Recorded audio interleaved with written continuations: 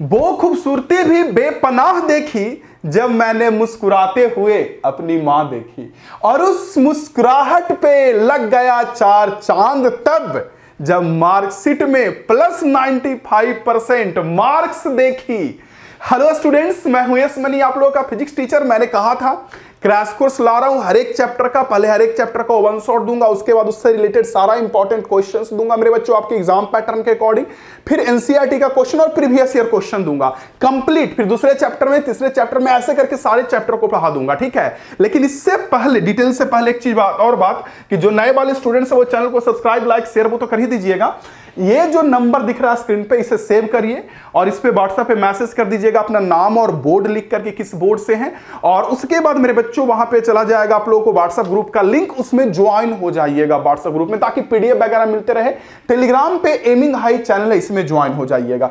चलिए आते हैं बात पे। सबसे पहली बात मेरे बच्चों, यह चैप्टर 1 का वन शॉट वीडियो, और इस वन शॉट का सबसे बड़ा कमाल यह है ना कि अगर मान लीजिए, मैं तो वैसे सारा चीज पढ़ाने वाला हूं, क्वेश्चन वगैरह सब कुछ, लेकिन आप सोचिए कि अगर वन शॉट आपके पास कलेक्ट हो जाता है फिजिक्स के सारे चैप्टर का, तो और एक डेढ़ घंटे में सारा वन शॉट होगा, तो एग्जाम टाइम में आप बस उसे पढ़ लोगे ना, एक डेढ़ घंटे का वीडियो, तो आपका पूरा रिवीजन हो जाएगा। साथ साथ में जो पीडीएफ मैं इसी का शॉर्ट नोट्स दूंगा या फॉर्मूला शूट दूंगा, डिस्क्रिप्शन चेक करिएगा, डिस्क्रिप्शन में सब कुछ मिल जाएगा, ठीक है। One shot, short notes, formula seat या जो भी चीजें होंगी, पूरा क्वेश्चन, सब कुछ का प्लेलिस्ट मिल जाएगा, पीडीएफ का लिंक मिल जाएगा, सब कुछ मिल जाएगा डिस्क्रिप्शन में, वो चेक कर लीजिएगा। तो यह चैप्टर 1 का वन शॉट होने वाला है क्रैश कोर्स का मेरे बच्चों। इसके बाद वन शॉट के बाद फिर इंपॉर्टेंट क्वेश्चंस भी आएंगे। तो क्या मैं आपसे बस यही पूछूंगा, आर यू रेडी? तैयार है इसके लिए? बस तैयार रहिए, रेगुलरली पढ़िए। और हां, मैंने ना ये वन शॉट पहले करवा चुका था आपको यूट्यूब पे, तो इस चैप्टर के वन शॉट में वही पहले वाला वीडियो दे रहा हूं। मतलब आगे का जो चैप्टर्स का वन शॉट आएगा उसको तो मैं डिजिटल बोर्ड पे प्रॉपर्ली रिकॉर्ड करना पड़ेगा, क्योंकि मेरे पास है नहीं। लेकिन चैप्टर 1 का पहले ही मैंने लिख के स्क्रीन पे रिकॉर्ड किया, तो वही मैं दे रहा हूं आप लोगों को। पढ़िए रेगुलरली, बढ़िया से मन लगा के, ठीक है। और और एक चीज और, मैंने पहले आप लोगों से एक जादुई कॉपी बनाया था। ये जो नए वाले बच्चे होंगे उनको मैं कहूंगा क्रैश कोर्स का कॉपी बना लीजिएगा। उसी में हर एक चैप्टर के वन शॉट को लिखते चलिएगा, यानी शॉर्ट नोट्स बनाते चलिएगा अपने मन से, या मैंने जो शॉर्ट नोट्स दिया है पीडीएफ का, जो डिस्क्रिप्शन मिलेगा उससे बना लीजिएगा। फिर उसके बाद जो क्वेश्चन करवाऊंगा वो मतलब एक प्रॉपर कॉपी बना लीजिए, या तो जादुई कॉपी या क्रैश कोर्स के नाम से, और उसमें सारा कंटेंट चैप्टर वाइज लिखते चलिए मेरे बच्चों। जल्द खत्म होगा, बस दिल लगा के, मन लगा के पढ़िए और रेगुलरली पढ़िए और शेयर करिएगा। रगड़ के शेयर होना चाहिए, पूरा मोहल्ला में हल्ला मचा मचा के। तो ये लीजिए आपके लिए वन शॉट चैप्टर 1 का, पढ़िए और उसे ना रफ कॉपी में लिखते चलिएगा, नहीं तो शॉर्ट नोट्स की मदद से लिखते चलिएगा, लेकिन लिखिएगा जरूर, सिर्फ देखिएगा नहीं। तो सारे स्टूडेंट देखिए, सबसे पहले मेरे बच्चों हम लोग चैप्टर का इंट्रोडक्शन जानते हैं कि इलेक्ट्रोस्टैटिक्स में पढ़ना क्या होता है। देखिए, इलेक्ट्रोस्टैटिक्स दो शब्द से मिलकर बना है। पहला है मेरे बच्चों इलेक्ट्रो, और दूसरा है स्टैटिक्स। तो इलेक्ट्रो और स्टैटिक्स को अगर ध्यान से देखें तो इलेक्ट्रो का मतलब तो होता है चार्ज, और स्टैटिक्स का मतलब होता है रेस्ट में, रुका हुआ होना। नाम से पता चल रहा है कि चार्ज के बारे में तो पढ़ते हैं, परंतु कैसे चार्ज के बारे में? वो चार्ज जो रेस्ट में हो, जो रुका हुआ हो, मोशन वाले चार्ज के बारे में नहीं। तो यहीं पे देखेंगे तो इलेक्ट्रोस्टैटिक्स फिजिक्स का एक ऐसा ब्रांच है, लिखा हुआ है, which deals with the phenomena and properties of rest charge. तो ये तो मेरे बच्चों को समझ में आ गया कि इस चैप्टर में जो इलेक्ट्रिक चार्ज एंड फील्ड है, इसमें रुके हुए चार्ज के बारे में ही चौका छक्का मारने वाले हैं। अब बात आती है कि यस मनी सर, ठीक है, चार्ज के बारे में पढ़ेंगे, तो ये चार्ज क्या है?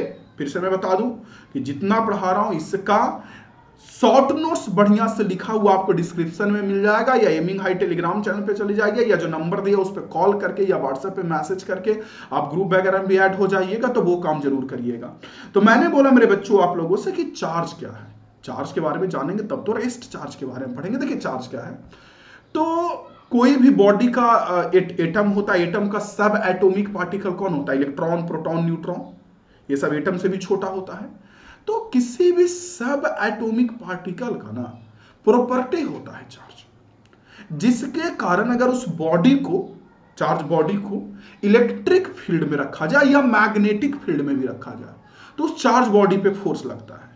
जैसे आपको पता है कि कहीं भी मान लीजिए ग्रेविटेशनल फील्ड है, और ग्रेविटेशनल फील्ड में मास बॉडी को रखेंगे तो मास पे फोर्स लगता है मास वाले प्रॉपर्टी के कारण। और वैसे ही कहीं भी इलेक्ट्रिक फील्ड है, इसमें अगर चार्ज बॉडी को रखते हैं, प्लस चार्ज या माइनस चार्ज, तो इस चार्ज बॉडी पे मेरे बच्चों फोर्स लगता है, ठीक है। तो आप बोल सकते हैं सीधे तौर पे चार्ज के बारे में अगर आप डिफिनीशन भी देखेंगे तो आपको यहां पे लिखा हुआ मिल जाएगा, electric charge is the property of subatomic particle that causes it experience a force when placed in electric and magnetic field. मतलब सब एटॉमिक पार्टिकल का वो प्रॉपर्टी होता है जिससे बॉडी को अगर इलेक्ट्रिक या मैग्नेटिक फील्ड में रखते हैं तो बॉडी पे क्या लगता है, फोर्स लगता है, फोर्स नहीं फोर्स लगता है। चलिए ठीक है। अब देखिए चार्ज के बारे में एक बात और कहूं ना, तो चार्ज मेनली दो तरह से होता है, पता होगा आपको। बेंजामिन फ्रैंकलिन सर ऑलरेडी बता चुके हैं कि पॉजिटिव चार्ज और नेगेटिव चार्ज मेनली दो तरह का चार्ज होता है। तो ये तो चार्ज वाली बातें तो आपके एग्जाम में आनी नहीं है, ये तो समझ में आ गया कि सब एटॉमिक पार्टिकल का प्रॉपर्टी जिसके कारण इलेक्ट्रिक या मैग्नेटिक फील्ड में बॉडी को रखते हैं तो बॉडी पे फोर्स लगता है। तो ये बातें तो हम लोग जान गए।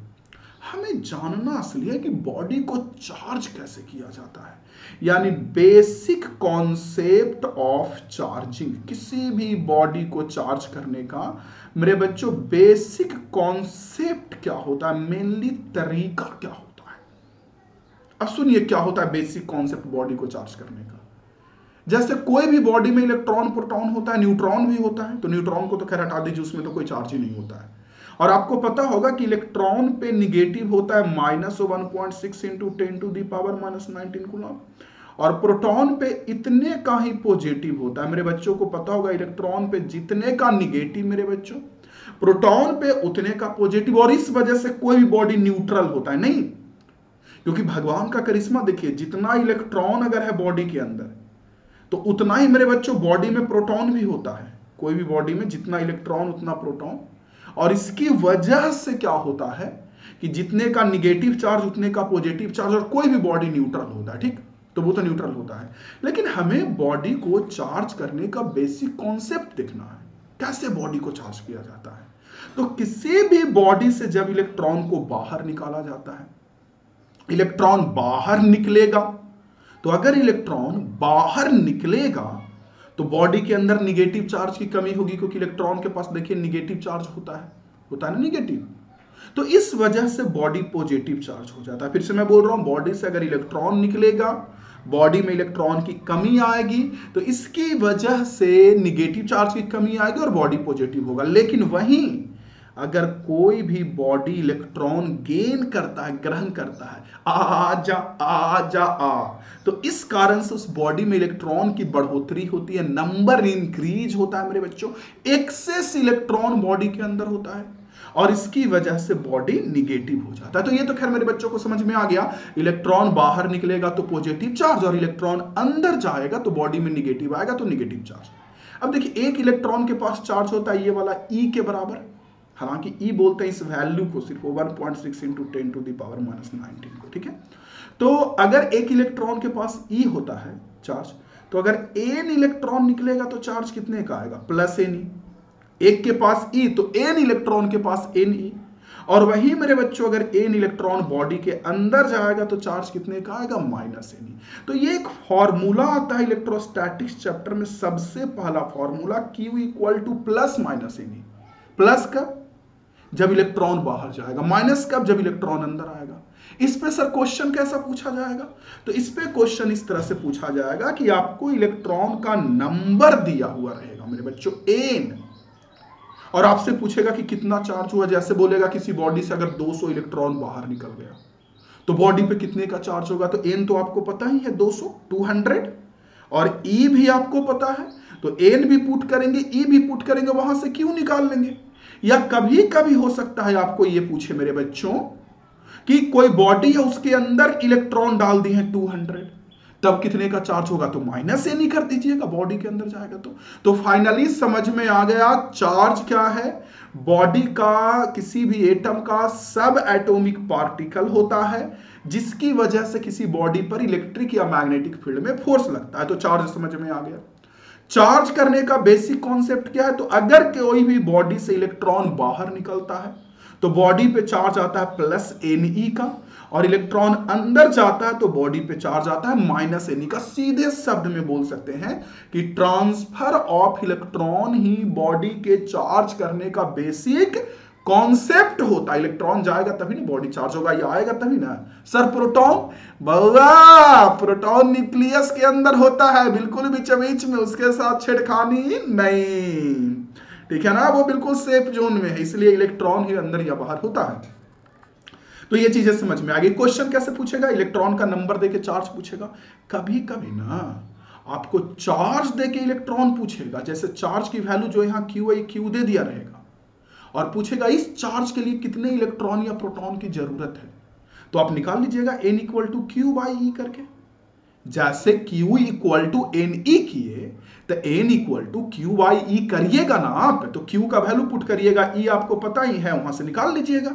जैसे इस पे बहुत सिंपल एक क्वेश्चन देता हूं, दिखता भी है एग्जाम में या बुक में, कि 1 कूलम्ब चार्ज अगर किसी बॉडी पे उत्पन्न करना चाहते हैं तो उसके लिए कितना इलेक्ट्रॉन या प्रोटॉन की जरूरत होगी, यानी n पूछा जा रहा है, इलेक्ट्रॉन का नंबर नहीं निकाल लेंगे क्या। Q इक्वल टू फॉर्मूला होता है Ne, तो n equal to Q by Q की वैल्यू 1 कूलम्ब, 1 कूलम्ब चार्ज देके इलेक्ट्रॉन या प्रोटॉन्स का नंबर पूछ रहा है, और E की value 1.6 into 10 to the power minus 19। Solve करेंगे तो 6.25 into 10 to the power 18। Clear, यानी याद रखिएगा कि 1 कूलम्ब के लिए इतने इलेक्ट्रॉन या प्रोटॉन की जरूरत होती है। तो चलता हूं मैं आपको एक काम करता हूं, जितना पढ़ाया ना उसको मैं दिखा दिए देता हूं कि पढ़ाया क्या क्या। देखिए पहला तो मैंने चार्ज का डिफिनेशन बता दिया, यही बता दिया कि बेंजामिन फ्रैंकलिन सर के अकॉर्डिंग चार्ज दो तरह का होता था, पॉजिटिव निगेटिव। अब देखिए basic concept of charging of body में मैंने क्या कहा कि जब किसी बॉडी से इलेक्ट्रॉन बाहर निकलता है तो उसमें प्लस चार्ज आता है। जैसे देखिए फिगर में बॉडी से इलेक्ट्रॉन बाहर निकल रहा है n इलेक्ट्रॉन, तो चार्ज आया प्लस Ne का। अगर बॉडी में n इलेक्ट्रॉन अंदर जा रहा है तो चार्ज आया माइनस Ne का, ठीक है। लेकिन जानने वाली बात क्या है कि लोगों को लगता है कि बॉडी से इलेक्ट्रॉन निकला तो प्लस चार्ज आ गया, अंदर गया तो माइनस आ गया। लेकिन इलेक्ट्रॉन के निकलने से या बॉडी के चार्ज होने से, जो भी बोलिए, इलेक्ट्रॉन निकलेगा तो बॉडी चार्ज होगा, तो उससे बॉडी के मास पर कोई इफेक्ट नहीं पड़ता है, ये लोगों को लगता है, जबकि ऐसा नहीं है बबुआ। इलेक्ट्रॉन के पास मास होता है ना 9.1 into 10 to the power minus 31 kg। तो अगर बॉडी से इलेक्ट्रॉन बाहर या अंदर जा रहा है मेरे बच्चों, तो ऑब्वियस सी बात उसका मास भी तो चेंज होगा ना। जैसे मान लीजिए एक इलेक्ट्रॉन के पास मास हुआ 9.1 into 10 to the power minus 31 kg, और 1000 इलेक्ट्रॉन निकला, 10,000 निकला, 1 करोड़, खरब अरब अदुम पदुम सब निकल गया तो उतना इलेक्ट्रॉन निकलेगा तो मास इफेक्ट पड़ेगा ना। इसीलिए मास स्लाइटली डिक्रीज हो जाता है जब इलेक्ट्रॉन बाहर निकलता है, या यूं बोले कि बॉडी पर पॉजिटिव चार्ज आता है तो बॉडी का मास स्लाइटली डिक्रीज होता है। वहीं देखिए अगर बॉडी इलेक्ट्रॉन गेन करता है n इलेक्ट्रॉन तो चार्ज निगेटिव आएगा, और उस समय जब इलेक्ट्रॉन गेन करेगा तो इलेक्ट्रॉन के पास मास भी हल्का सा आएगा। इलेक्ट्रॉन के पास तो मास होता है, तो मास स्लाइटली इंक्रीज कर जाएगा निगेटिव चार्ज में। तो याद रखिएगा निगेटिव चार्ज बॉडी होता है तो इलेक्ट्रॉन बाहर निकलता है, और मास स्लाइटली पॉजिटिव में इलेक्ट्रॉन बाहर निकलता है, मास डिक्रीज होता है, निगेटिव में इंक्रीज होता है, ठीक है। बेसिक कॉन्सेप्ट ऑफ चार्जिंग वही लिखा हुआ, देखिए when a body loses electron then it gets positive charge and its mass will increase, ठीक है, स्लाइटली मास इंक्रीज होगा। बट व्हेन गेन इलेक्ट्रॉन, जब इलेक्ट्रॉन को गेन होता है तो निगेटिव होता है, और इस समय मास इसका हल्का सा इंक्रीज कर जाता है मेरे बच्चों। और वहीं मैंने बताया कि 1 कूलम्ब चार्ज के लिए जो इलेक्ट्रॉन या प्रोटॉन का नंबर का जरूरत होता है वो 6.25 इंटू 10 टू दी पावर 18 निकाल सकते हैं Q इक्वल टू Ne वाले फॉर्मूला से। Q का वैल्यू 1 और E का वैल्यू रख के वहां से n निकाल सकते हैं, ठीक है। चलिए तो ये तो हो गया मेरे बच्चों चार्ज का बेसिक कॉन्सेप्ट। अब हमको देखना होता है बॉडी के चार्ज करने का मेथड, जिसे बोलते हैं मेथड ऑफ चार्जिंग। सुनिए, तो वैसे तो बॉडी को चार्ज करने का मेरे बच्चों मेथड की बात करें तो बहुत सारा मेथड है कि नहीं है। लेकिन ये जितना भी चार्जिंग का मेथड है ना स्टूडेंट्स, कॉन्सेप्ट सब में एक ही है, ट्रांसफर ऑफ इलेक्ट्रॉन। इलेक्ट्रॉन बाहर निकलेगा पॉजिटिव, अंदर आएगा निगेटिव, बाहर निकलेगा प्लस Ne, अंदर जाएगा माइनस Ne। और उसी में 2-3 मेथड आपको यहां दिख रहा है। वैसे तो मेथड बहुत सारा हम लोग को ये दिखना है। सबसे पहला मेथड में आते हैं चार्जिंग बाय फ्रिक्शन, दूसरा है कंडक्शन, तीसरा इंडक्शन। फ्रिक्शन से कैसे बॉडी को चार्ज करते हैं, इसके लिए क्या करते हैं ना कि दो बॉडी को आपस में रगड़ते हैं, ठीक है, अलग अलग मटेरियल का बॉडी होना चाहिए, उस पर भी आते हैं क्यों। तो जब रगड़ते हैं तो इससे क्या होता है, एक बॉडी से इलेक्ट्रॉन निकल के दूसरे में चला जाता है, जिसमें इलेक्ट्रॉन जाता है उस पर माइनस चार्ज, क्योंकि इलेक्ट्रॉन बढ़ा ना बहुआ, इलेक्ट्रॉन जाएगा तो निगेटिव चार्ज अभी ना देख रहे थे, और जिस बॉडी से इलेक्ट्रॉन निकला उसमें प्लस चार्ज। मजा की बात क्या है, हाँ रगड़ने से हो जाता है, रगड़ने से एक से दूसरा में इलेक्ट्रॉन ट्रांसफर हो जाता है। मजा की बात क्या है जानते हैं, कि अगर एक बॉडी से 10 इलेक्ट्रॉन निकल के अगर इसमें आया, जैसे ये बॉडी है ये और ये बी है, ठीक, तो ए से इलेक्ट्रॉन बी में अगर आ गया, कितना भी, मान लीजिए 20 इलेक्ट्रॉन आ गया, ठीक है, तो बी में निगेटिव आ जाएगा कुछ, क्योंकि इलेक्ट्रॉन बढ़ गया बी में, लेकिन उतना ही इलेक्ट्रॉन तो ए में कम आना, क्योंकि ए से ही निकल के बी में जा रहा है ना, इससे 50 इलेक्ट्रॉन उसमें चला गया तो एक में 50 बढ़ जाएगा, जिससे निकला उसमें कम जाएगा, तो जिसमें कम गया उसमें तो उतना ही प्लस न होगा, क्योंकि एन तो सेम ही ना है। तो फ्रिक्शन के चार्जिंग में क्या होता है कि इलेक्ट्रॉन आपस में रगड़ने से चार्ज तो होता है, एक पे माइनस एक पे प्लस, लेकिन सबसे बड़ी बात है कि एक पे जितने का माइनस होता है दूसरे पे उतना ही प्लस होता है। एक पे -10 कूलम तो दूसरे पे +10 कूलम, एक पे -10 नैनो कूलम दूसरे पे +10 नैनो कूलम, तो ये होता है। दूसरा फ्रिक्शन वाले पॉइंट में क्या है कि मैंने बोला कि दोनों मटेरियल सेम नहीं होना चाहिए, दोनों बॉडी सेम मटेरियल नहीं होना चाहिए। क्यों? इसीलिए दोनों बॉडी सेम मटेरियल नहीं होना चाहिए मेरे बच्चों, क्योंकि अगर दोनों बॉडी सेम मटेरियल का हुआ तो इससे ये जाके होगा कि ना इलेक्ट्रॉन इससे उसमें जाएगा ना उससे इसमें, क्योंकि दोनों की ताकत समान होगी ना, दोनों बॉडी का स्ट्रेंथ सेम होगा ना, तो ना इससे उसमें इलेक्ट्रॉन जा पाएगा ना उससे इसमें। तो दूसरा वही पॉइंट है कि दोनों बॉडी सेम मटेरियल का नहीं होना चाहिए, ठीक है। और तीसरा नंबर पॉइंट ये है मेरे बच्चों, पहला तो एक पे जितने का माइनस दूसरे पे उतने का प्लस, दूसरा सेम मटेरियल का नहीं होना चाहिए, तीसरा दोनों कंडक्टर नहीं होना चाहिए, दोनों में से कम एक इंसुलेटर हो या दोनों इंसुलेटर हो। क्यों? अगर दोनों कंडक्टर रहेगा तो इलेक्ट्रॉन तो ट्रांसफर कर जाएगा लेकिन तुरंत लौट के भी आ जाएगा। जैसे ए से अगर बी में गया तो कंडक्टर है, कंडक्टर इलेक्ट्रॉन को मेरे बच्चों होल्ड करके रखता नहीं है, तो ए से बी में गया तो बी से तुरंत ए में आ जाएगा, तो बॉडी चार्ज होगा नहीं, जितना जाएगा फिर आ जाएगा तो न्यूट्रल हो जाएगा। तो ये कुछ है मेरे बच्चों कि बोथ कंडक्टर नहीं होना चाहिए, ठीक है। तो ये कुछ पॉइंट मैंने लिख दिया। फ्रिक्शन के चार्जिंग को पढ़ सकते हैं, देखिए, in method of charging by friction electrons of one object are transfer to another object due to rubbing के कारण, रगड़ने के कारण, ठीक है। और एक बॉडी पे जितने का चार्ज आएगा दूसरे पे उतने का ही माइनस, यानी इक्वल और अपोजिट चार्ज आएगा। दूसरा जो चार्जिंग का मेथड है नंबर 2 में, वो है मेरे बच्चों कंडक्शन। बड़ा आरामदेह मेथड है, इसमें कुछ नहीं करते हैं, एक चार्ज मेटल हमारे पास पहले से होता है, कंडक्टर देखिए, ठीक है, मान लीजिए चार्ज कंडक्टर है, और इससे सटा करके हम किसी न्यूट्रल को रखते हैं, जैसे ये चार्ज है तो इससे सटा करके मेरे बच्चों हम किसी न्यूट्रल कंडक्टर को रख दिए, ठीक है। तो न्यूट्रल कंडक्टर ऑटोमेटिक चार्ज हो जाता है, जैसे चार्ज में ट्रांसफर करने का नेचर होता है ना, चार्ज तो ट्रांसफर करता है ना, तो इस वजह से क्या होता है कि चार्ज के साथ सटा के रखेंगे। जैसे मान लीजिए ये ए और ये बी है, और जब दोनों को हटाएंगे तो ए तो चार्ज हमारा था ही पहले से, अब बी जो है वो भी हमारा चार्ज हो जाएगा। इसमें एक बात ध्यान देने वाली बातें हैं कि ठीक है, दोनों के दोनों कंडक्टर होना चाहिए। क्यों?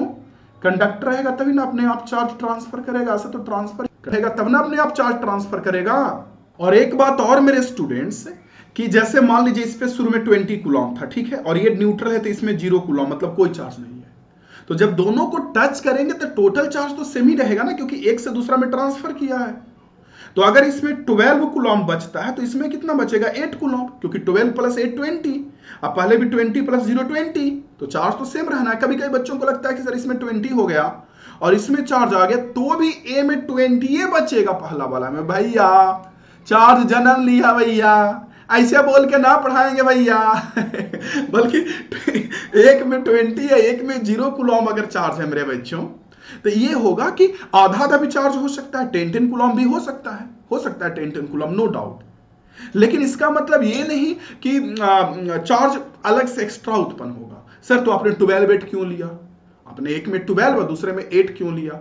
आपने 10 क्यों नहीं लिया? तो चार्ज अगर कंडक्टर अगर आइडेंटिकल साइज का है, एकदम सेम एक जैसा, तब तो आधा आधा चार्ज शिफ्ट हो जाएगा। सेम नहीं रहेगा तो किसी में ज्यादा किसी में कम हो सकता है, तो हम मान के चले कि साइज अलग अलग है, ठीक है। इसलिए बराबर बराबर भी आप ले सकते हैं। तो ये हुआ कंडक्शन में, ये काफी आसान है, देखिएगा तो लिखा हुआ in method of charging by conduction, a neutral conductor को मेरे बच्चों प्लेस्ड विथ चार्ज कंडक्टर, और जब दोनों कंडक्टर को हटाते हैं तो जो न्यूट्रल था वो हमारा चार्ज हो जाता है ट्रांसफर के कारण चार्ज को। तीसरा जो है वो बड़ा फेमस मेथड है इंडक्शन से चार्जिंग। इंडक्शन से चार्जिंग में क्या होता है, तो इसमें ये होता है ना मेरे बच्चों कि जैसे कंडक्शन में क्या किए, सटा के रखे। अच्छा एक बात और मैंने बताना भूल गया कि ये जो स्टैंड है ना ये इंसुलेटर का बना हुआ है। क्यों? अगर इंसुलेटर का स्टैंड नहीं ना रहेगा और जमीन में सटा के रखेंगे तो जमीन से अर्थिंग लेके पूरा के पूरा चार्ज खत्म हो जाएगा, सवेरे पूरा के पूरा खत्म हो जाएगा, अर्थिंग लेके पूरा चार्ज जमीन में जाके खत्म हो जाएगा। ठीक है। इंडक्शन में क्या करते हैं कि कंडक्शन में टच करके रख दिए, सटा के संपर्क में। इंडक्शन में संपर्क नहीं करते हैं, थोड़ा दूर ही से मेरे बच्चों कंडक्टर को रखते हैं। जैसे एक चार्ज कंडक्टर है तो थोड़ा दूर रखेंगे किसी न्यूट्रल को इसमें। तो देखिए ये तो आपका ए है पॉजिटिव चार्ज, तो प्लस क्या करेगा, इस बी के इलेक्ट्रॉन को अपनी ओर खींचेगा, तो इस साइड में माइनस जमा होगा और उसकी वजह से दूसरी साइड में हमारा प्लस चार्ज जमा होगा। ठीक। और अब हम क्या करेंगे कि इससे हम ना मेरे बच्चों अर्थिंग करके रख देंगे। देखिए ऐसे, तो अर्थिंग जब कर देंगे तो इसके कारण क्या होगा, देखिए ए के बगल में बी को रखे तो बी के एक तरफ माइनस जमा हो गया, दूसरी ओर प्लस जमा हो गया। अब हमने क्या किया, अर्थिंग किया। तो अर्थिंग करने से क्या होगा कि जितना भी प्लस है यहां या यहां, ये अर्थिंग के कारण चला जाएगा जमीन में।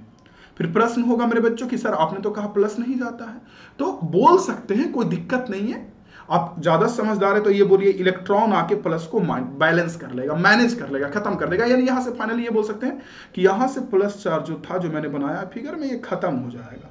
यानी कि सिर्फ मेरे बच्चों बचेगा हमारा कौन, सिर्फ हमारा बचेगा यहाँ पे माइनस चार्ज। ठीक है। और माइनस जब सिर्फ बचेगा तो हम लोग बोल सकते हैं कि हमारा कंडक्टर में मेरे बच्चों निगेटिव चार्ज, हम बोल सकते हैं कि हमारा कंडक्टर में निगेटिव चार्ज आ गया, या कंडक्टर हमारा मेरे बच्चों निगेटिव चार्ज हो गया, ये बोल सकते हैं। अब ऐसे में स्टूडेंट्स का प्रश्न होता है कि सर ये माइनस नहीं अर्थिंग के कारण अंदर जाएगा जमीन में?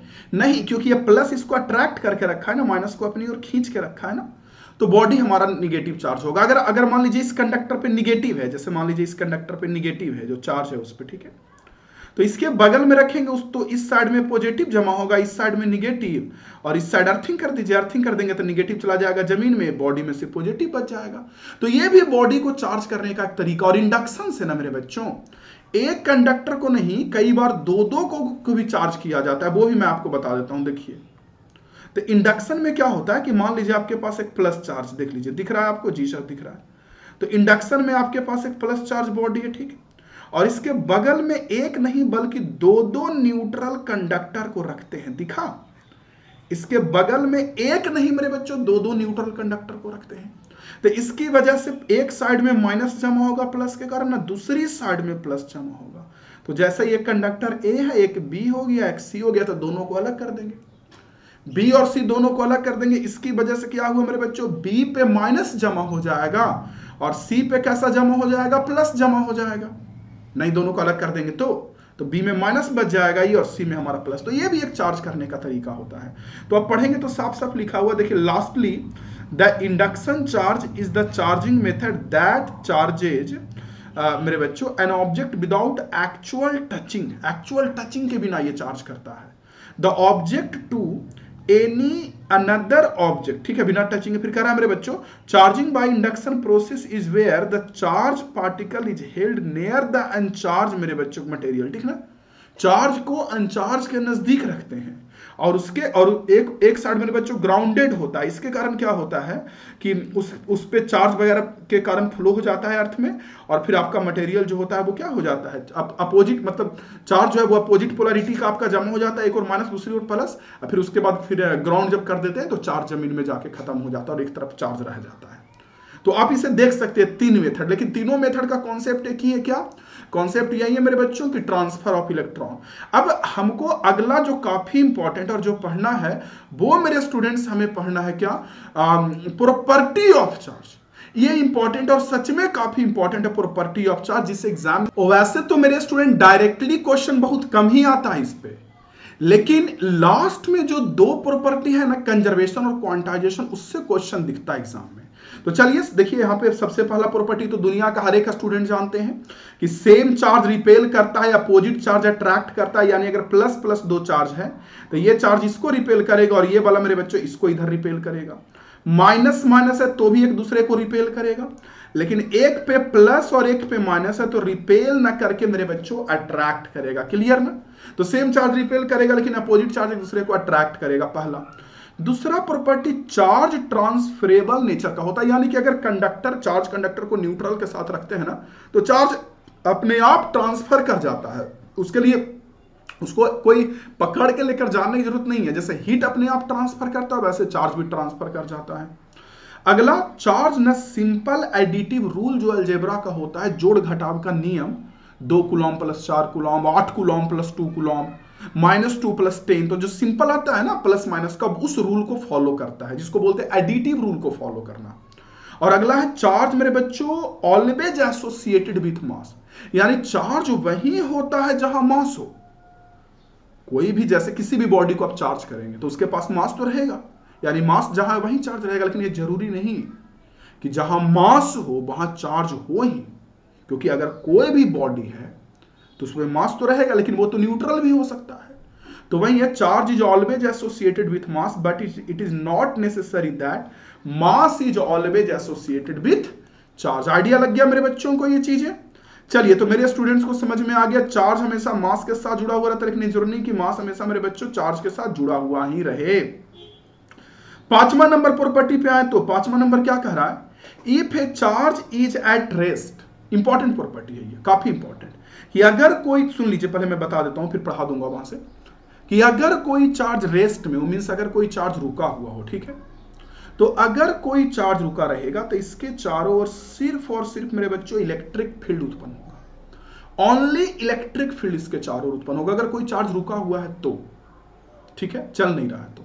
लेकिन वहीं कोई चार्ज अगर कांस्टेंट वेलोसिटी से चलने लगे, एक समान वेग से चलने लगे, जैसे 10 के स्पीड से जा रहा है तो चार्ज 10 के स्पीड से जाए, 15 से जा रहा है तो 15 से जाए, तो उस समय इलेक्ट्रिक फील्ड तो जनरेट होता है ये चार्ज के चारों ओर, साथ साथ में मैग्नेटिक फील्ड भी जनरेट होता है, याद रखिएगा।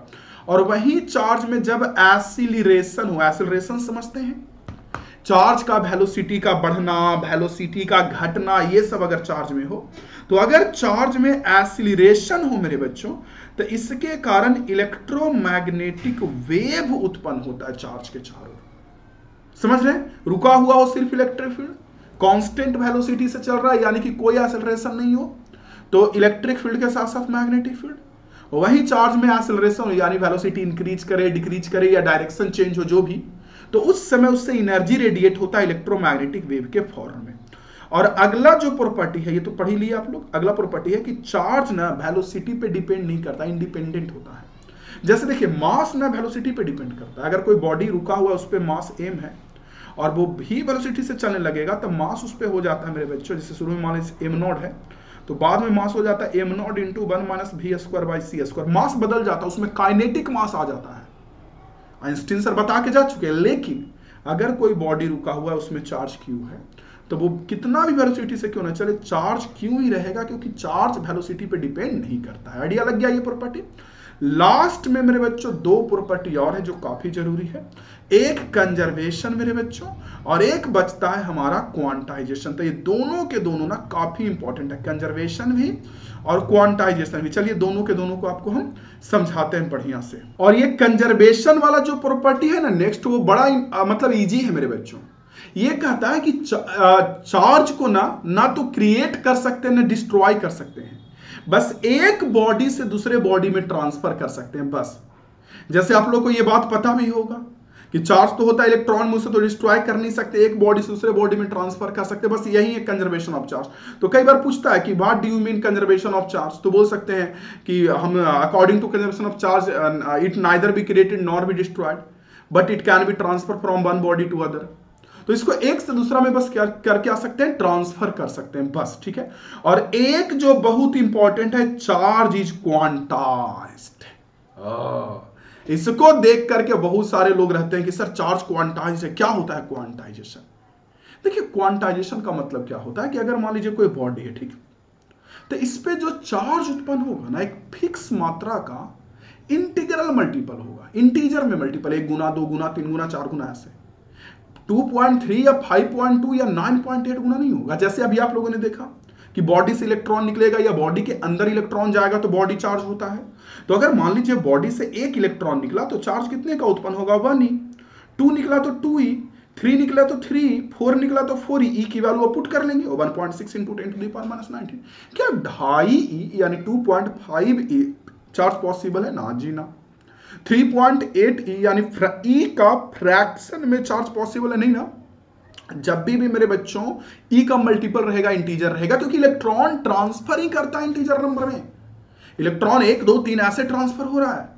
तो आप बोल सकते हैं कि according to conservation of charge, sorry quantization क्या कहता है, देखिए, according to quantization of charge developed on any body is integral multiple of electronic charge. ये जो इलेक्ट्रॉनिक चार्ज ई है ना, इस ई का इंटीजर मल्टीपल होता है, 1 गुना 2 गुना 3 गुना 4 गुना, ऐसे चार्ज हमेशा ट्रांसफर करता है मेरे बच्चों, और इसी को बोलते हैं क्वांटाइजेशन ऑफ चार्ज। ठीक है, और फॉर्मूला आता है Q equal to plus minus n. ठीक है ना, plus minus n. N electron transfer करेगा, ये अंदर आएगा, तो जो मैं शुरू में भी डिस्कस किया। और एन ना इंटीजर में नहीं रहेगा, जब भी सॉरी फ्रैक्शन में नहीं रहेगा, जब भी रहेगा इंटीजर में रहेगा। 1 2 3 4 ऐसे देख लीजिए, समझ रहे हैं। अब इस पे क्वेश्चन कैसे पूछेगा, ये एक तो सिंपल पूछेगा कि क्वांटाइजेशन ऑफ चार्ज क्या है बता दीजिएगा। एक तो मैंने बोला कि एन दे के चार्ज की वैल्यू पूछेगा, जो पहले बताया था। एक मैंने बोला कि चार्ज एन दे के क्यू की वैल्यू पूछेगा, कभी कभी क्यू दे के एन पूछेगा। अगला जो क्वेश्चन का टाइप होता है, ये बोलेगा कि कौन सा चार्ज पॉसिबल है और कौन सा चार्ज पॉसिबल नहीं है। सुनिए बात, कौन सा चार्ज पॉसिबल है और कौन सा चार्ज पॉसिबल नहीं है। तो कैसे पता करेंगे कि कौन पॉसिबल है कौन पॉसिबल नहीं है? तो उसके लिए Q इक्वल टू एन ही मेरे बच्चों, तो एन का वैल्यू निकालेंगे Q बाई ई करके। ठीक है, और एन अगर इंटीजर में आया, जैसे एन की वैल्यू 1 आ गई, 2 आ गई, 3 आ गई, 4 आ गई, तो समझिए कि वो चार्ज पॉसिबल है। जैसे कुछ चार्ज का अमाउंट दे दिया आपको और बोल रहा है ये चार्ज पॉसिबल है कि नहीं, तो उसके लिए Q इक्वल टू एन वाले फॉर्मूला से एन निकाल लीजिए, इलेक्ट्रॉन का नंबर, कि कितने इलेक्ट्रॉन या प्रोटॉन से वो चार्ज बना होगा। अगर वो नंबर इंटीजर में 1 2 3 4 5 6 आ रहा है देन पॉसिबल, लेकिन अगर पॉइंट में आ गया 3.8 13.5 72.9 तो ये सब चार्ज पॉसिबल नहीं है, क्योंकि इलेक्ट्रॉन या प्रोटॉन फ्रैक्शन में थोड़े ना होता है, समझे। तो इस तरह का क्वेश्चन आपसे पूछता है। तो ये हो गई चार्ज की प्रॉपर्टी मेरे बच्चों। अब इसमें ना हम लोग को पढ़ना बहुत इंपॉर्टेंट, और वो है हमारा कूलॉम्स लॉ। आपको पता भी होगा कि कूलॉम्स लॉ कितना इंपॉर्टेंट है। देखिए कूलॉम्स लॉ कहता क्या है, पहले तो ये जानिए। जैसे आपको पता है कि दो चार्ज कहीं भी Q1 Q2 को अगर कुछ डिस्टेंस पे रख देते हैं, तो एक चार्ज दूसरे पे फोर्स लगाता है ना, अगर r डिस्टेंस पे रख दिए तो G फोर्स लगाता है। तो फोर्स अगर लगा रहा है तो कितना फोर्स लगाएगा, है कि नहीं? दो चार्ज एक दूसरे पे फोर्स लगा रहा है तो कितना फोर्स लगाएगा। तो ये जो कितना फोर्स लगाएगा, ये वाला जो बात है, इसी का मेरे बच्चों जवाब है कूलॉम्स लॉ। कितना फोर्स लगाएगा, ये वाला जो बात है, इसी का जवाब है कूलॉम्स लॉ। और आप भी सोच सकते हैं कि जितना अधिक चार्ज रहेगा, चार्ज की वैल्यू जितनी अधिक रहेगी, उसके बीच फोर्स उतना ही अधिक लगेगा क्या? तो इसलिए कूलॉम्स लॉ ये कहता है कि चार्ज के बीच जो फोर्स लगेगा Q1 और Q2 दोनों का डायरेक्टली प्रोपोर्शनल होगा। सिर्फ मैग्नीट्यूड लेते हैं, चार्ज का मॉड लगा दे रहे हैं, मैग्नीट्यूड। साइंस से मतलब नहीं होता कि प्लस में कि माइनस में, क्योंकि प्लस माइनस का मतलब या तो अट्रैक्टिव या रिपल्सिव होगा, तो वो तो हम लोग देख लेते हैं, लास्ट में लिख देते हैं कि अट्रैक्टिव फोर्स होगा या रिपल्सिव होगा। तो दोनों के बीच जो फोर्स लगेगा ना, वो चार्ज का मैग्नीट्यूड का डायरेक्टली प्रोपोर्शनल होता है। Q1 जितना ज्यादा बड़ा रहेगा फोर्स उतना ज्यादा लगेगा, Q2 जितना बड़ा रहेगा फोर्स उतना ज्यादा लगेगा। और डिस्टेंस जो r है ना, उस r के स्क्वायर का इनवर्सली प्रोपोर्शनल होता है। मतलब कि अगर शुरू में फोर्स F लग रहा था, डिस्टेंस को डबल कर दिए तो फोर्स कमेगा, लेकिन आधा नहीं होगा दुगना डबल करने से, डिस्टेंस डबल करने से, बल्कि 4th टाइम कमेगा, F/4 हो जाएगा फोर्स। अगर शुरू में F लग रहा था तो अगर डिस्टेंस ट्रिपल कर देंगे तो फोर्स हमारा F/9 होगा, वहीं r स्क्वायर का इनवर्सली प्रोपोर्शनल हो जाता है। और सारे बच्चों को पता है मेरे बच्चों कि दुनिया में कोई फॉर्मूला इस प्रोपोर्शनल सिंबल में तो यूज करेंगे नहीं, इसके लिए कांस्टेंट आएगा, और एक कांस्टेंट आएगा तो F इक्वल टू कितना होगा, K Q1 Q2 by r square. Any problem बंधु मेरे? एनी प्रॉब्लम बंधु मेरे, जल्दी बताइए। No sir. तो यहां से एफ की वैल्यू कितनी आ गई, K Q one Q two by r square. बात हमार क्लियर, एकदम क्लियर। क्लियर मेरे बच्चों? यस। चलिए, तो मेरे बच्चों का बात क्लियर हो गया। ओके, तो यहां से मेरे बच्चों समझ में आ गया होगा। अब देखिए, सुनिए, यहां से तो कूलॉम्स लॉ पता चल गया आपको। यहां भी देख सकते हैं कि according to Coulomb's law, force between two point charge is directly proportional to product of magnitude of charge।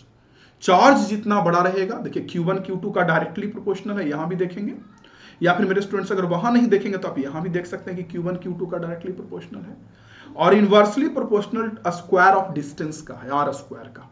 ठीक है, कोई दिक्कत नहीं, नो सर, नो टेंशन। और अगर प्रोपोर्शनल सिंबल को हटाएंगे तो यहां कांस्टेंट के एंट्री मारेगा। लेकिन एक बात मुझे बताइए कि चार्ज को जब अलग अलग मीडियम में रखेंगे, यानी इसी चार्ज को एयर में रखेंगे, इसी चार्ज को वाटर में रखेंगे, इसी चार्ज को किसी और मीडियम में रखेंगे, तो क्या फोर्स सेम आएगा? चार्ज सेम है, डिस्टेंस भी सेम है, तो भी नहीं। मीडियम चेंज होने से फोर्स अलग अलग हो जाएगा। चार्ज सेम रहेगा, डिस्टेंस सेम रहेगा, तो भी मीडियम चेंज है बच्चों, तो फोर्स अलग अलग हो जाता है। समझ रहे हैं क्यों? क्योंकि के अलग अलग होता है सबके लिए। तो एयर की बात करूं तो एयर के लिए जो के की वैल्यू होती है ना, ये 1/4 पाई एप्सिलॉन नॉट होती है मेरे बच्चों, जिसमें अगर एप्सिलॉन नॉट का वैल्यू पुट करूं तो इसका वैल्यू पुट करने के बाद 9 × 10⁹ पूरे की वैल्यू आ जाती है। और दूसरे मीडियम के लिए जो के होता है, ये हो जाता है 1/4 pi epsilon naught into epsilon r. तो इतना का तो खैर वैल्यू पता है 1/4 पाई एप्सिलॉन नॉट का। तो ये जो आ जाएगा मेरे बच्चों, वो आ जाएगा 9 × 10⁹ बाई रिलेटिव परमिटिविटी। आइडिया लग गया आप लोगों को? तो यहां से मेरे स्टूडेंट्स को मुझसे ज्यादा बेहतर तरीके से समझ में आ गया कि एयर के लिए जो के की वैल्यू होगी वो 9 × 10⁹ होगी, और किसी और मीडियम के लिए जो के की वैल्यू होगी वो 9 × 10⁹ डिवाइडेड बाई रिलेटिव परमिटिविटी होगा। आपको दिख गया अच्छे से? ओके, ठीक है। चलिए, तो देखिए, अब वही मेरे बच्चों मान लीजिए एयर में लगने वाला फोर्स निकालेंगे चार्ज के बीच, तो क्या लगाएंगे फार्मूला, के Q1 Q2 by r square. K की value 1/4 pi epsilon naught Q1 Q2 by r square, ये लिख सकते हैं, या डायरेक्टली लिख सकते हैं 9 × 10⁹ Q1 Q2 by r square. इसमें तो कोई दिक्कत नहीं होगा। लेकिन दूसरे मीडियम में, हवा को छोड़ के अगर दूसरे मीडियम में फोर्स निकाले तो वहां के की वैल्यू 1/4 पाई एप्सिलॉन नॉट नहीं होगी, बल्कि वहां एप्सिलॉन आर भी आएगा, रिलेटिव परमिटिविटी भी आएगा। आपके दिमाग में सवाल आएगा कि सर ये एप्सिलॉन आर क्या है, तो मैं बताता हूं, लेकिन यहां पे वैल्यू आ जाएगा 1/4 pi epsilon naught into epsilon r Q1 Q2 by r square, ये हो जाएगा। देख लीजिए, और इसकी वैल्यू कितनी होती है, तो यहां देखेंगे तो कांस्टेंट की वैल्यू कितनी होगी, तो यहां पर मेरे बच्चों कांस्टेंट की वैल्यू हो जाएगी 9 × 10⁹ divided by relative permittivity Q1 Q2 by r square. यही ना हो जाएगा? अच्छे से नहीं लिख पा रहा हूं मैं, तो ये हो जाएगा। ठीक है, लेकिन मुझे बताना क्या है आप लोगों को कि इन दोनों फॉर्मूला को ध्यान से देखिए।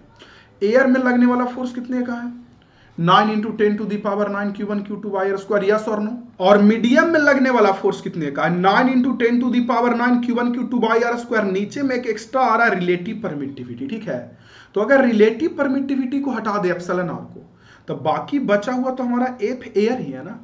तो इसी एफ मीडियम को लिख सकते हैं मेरे बच्चों। यस मेरे स्टूडेंट्स, मैं ये कह रहा था कि एफ एयर कितने का आया, 9 × 10⁹ Q1 Q2 by r square. ठीक है, और एफ मीडियम कितने का आया, 9 × 10⁹, नीचे में एक्स्ट्रा में relative permittivity Q1 Q2 by r square. तो आप ध्यान से देखेंगे तो इसमें ये एफ एयर ही न है, नीचे में एक सिर्फ एक्स्ट्रा ये बच गया। तो एफ मीडियम यहां से आ गया F air by relative permittivity. देख लीजिए, तो यहां से एक फॉर्मूला आ जाता है कि एफ मीडियम में लगने वाला फोर्स अगर निकालना हो तो directly F air by relative permittivity से निकाल सकते हैं। या यहां से रिलेटिव परमिटिविटी देखेंगे मेरे बच्चों, तो F medium by F air के बराबर होगा। दिख रहा है आपको?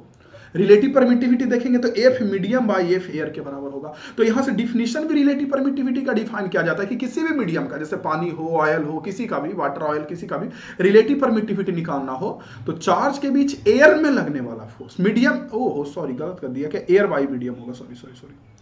चार्ज के बीच एयर में लगने वाला फोर्स और मीडियम में लगने वाला फोर्स का रेशियो होगा। समझे? दो चार्ज के बीच एयर में जो फोर्स लगेगा वो मेरे बच्चों, और मीडियम में लगेगा फोर्स, वो दोनों को डिवाइड कर दीजिए, वहां से वो निकल जाएगा रिलेटिव परमिटिविटी के बराबर, जो कि आप लोगों को यहां पे साफ साफ दिखाई दे रहा है। आइडिया लग रहा है? यस सर, चलिए आइडिया लग रहा है, बहुत अच्छी बात है मेरे बच्चों। तो इसको कूलॉम्स लॉ को थोड़ा बढ़िया से देखिए क्या कह रहा है, देखेंगे तो वही तो मैंने कूलॉम्स लॉ बता ही दिया। के की वैल्यू एयर के लिए होता है 9 × 10⁻⁹, किसी दूसरे मीडियम के लिए होगा, और अलग अलग मीडियम का ये एप्सिलॉन आर ना रिलेटिव परमिटिविटी ये दिया रहेगा अलग अलग मीडियम का कि कितना है क्वेश्चन में, वो तो क्वेश्चन किए होंगे, डिटेल कोर्स किए होंगे तो पता होगा, ठीक है। और एब्सोल्यूट, इसको एप्सिलॉन को मैंने बोला एब्सोल्यूट परमिटिविटी बोलते हैं, मींस एयर की परमिटिविटी।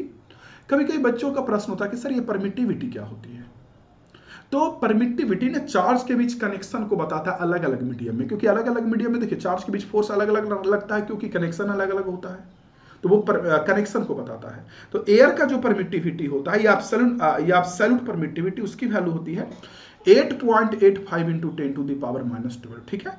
और रिलेटिव परमिटिविटी अभी मैंने बताया आप लोगों को कि F air by F medium होता है, ठीक है।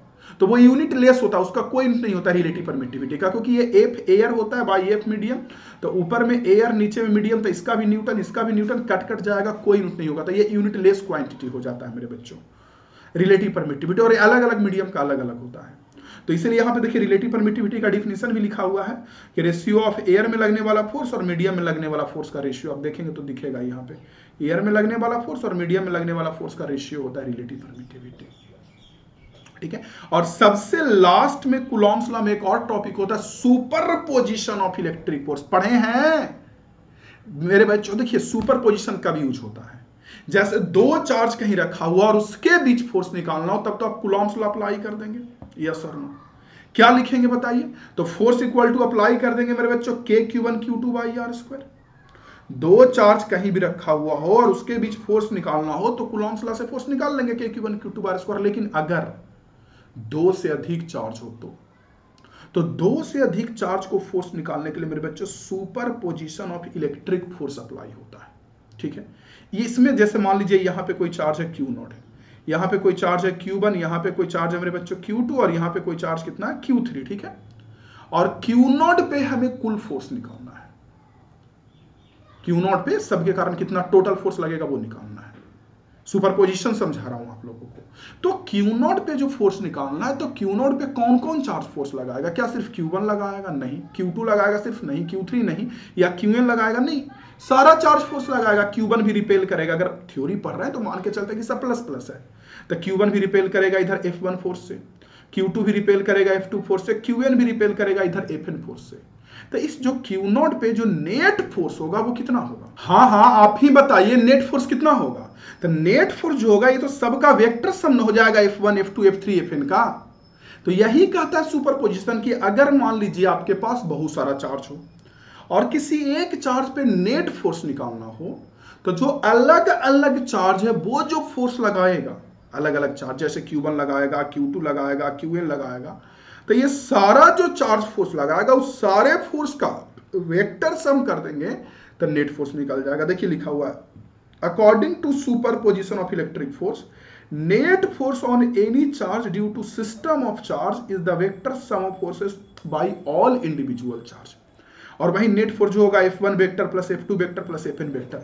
मतलब कि न्यूमेरिकल करेंगे तो आइडिया लगेगा, बट सुपरपोजिशन वाले थ्योरी को याद रखिएगा कि किसी भी चार्ज पे नेट फोर्स निकालना हो तो जो अलग अलग चार्ज फोर्स लगाएगा ना उन सब का वेक्टर सम कर देंगे तो हमारा नेट फोर्स निकल जाएगा। आइडिया लग गया, यस आइडिया लग गया। चलिए मेरे बच्चों चलते हैं इसके बाद आगे, अगले पे चलते हैं। फिर इसके बाद क्या है, हमारा कुछ छोटा छोटा ना एक्स्ट्रा पॉइंट पढ़ना है और आगे जाके इलेक्ट्रिक फील्ड का भी सुपरपोजिशन पढ़ना, उसमें भी यही है।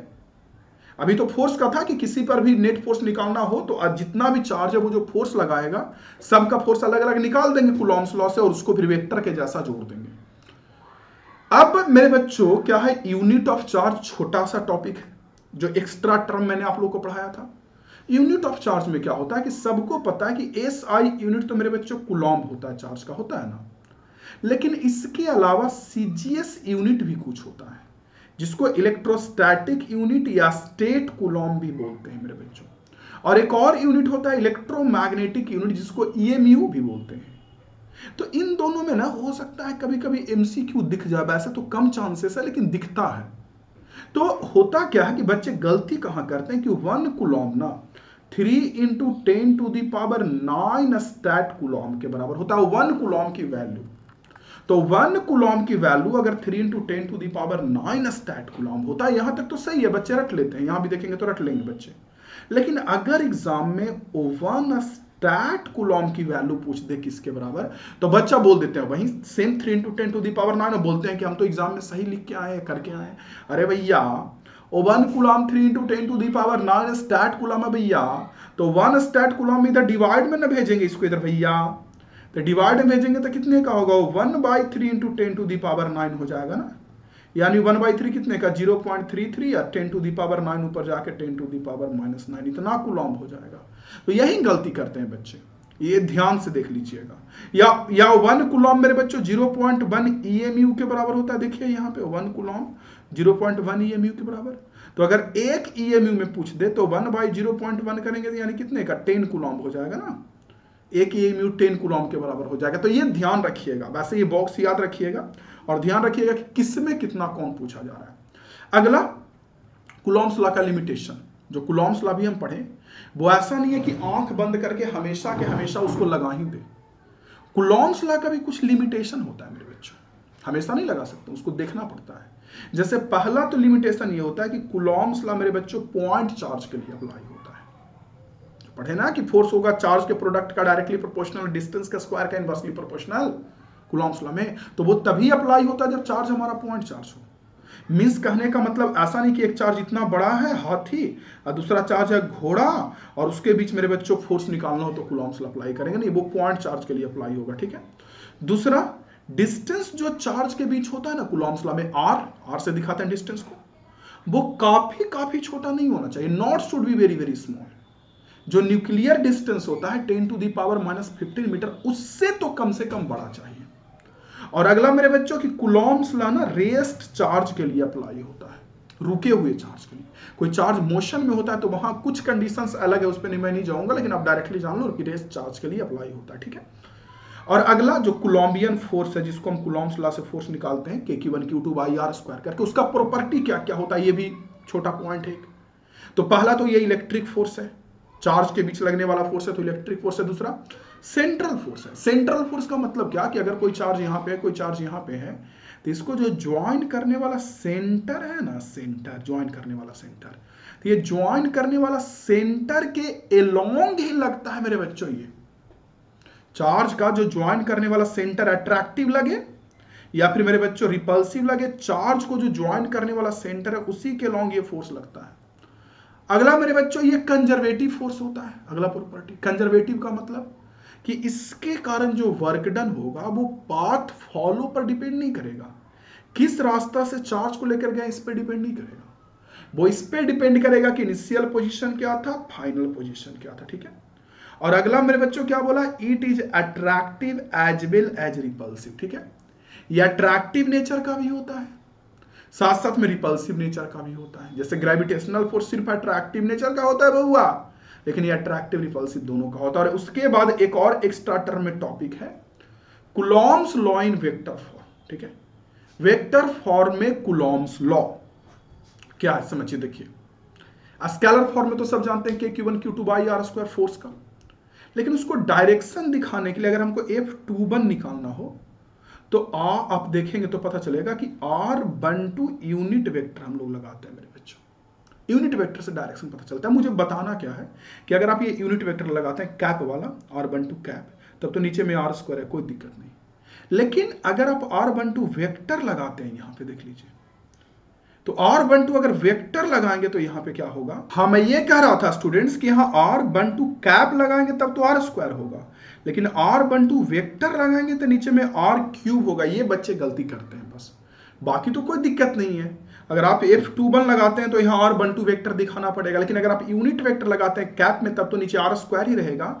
लेकिन अगर यहाँ वेक्टर लगाते हैं R12 वेक्टर तो नीचे में R³ करना होगा, ये देख लीजिए, ठीक है मेरे बच्चों। तो ये हो गया Coulomb's law in vector form. और अब हम लोग चलते हैं इलेक्ट्रिक फील्ड में।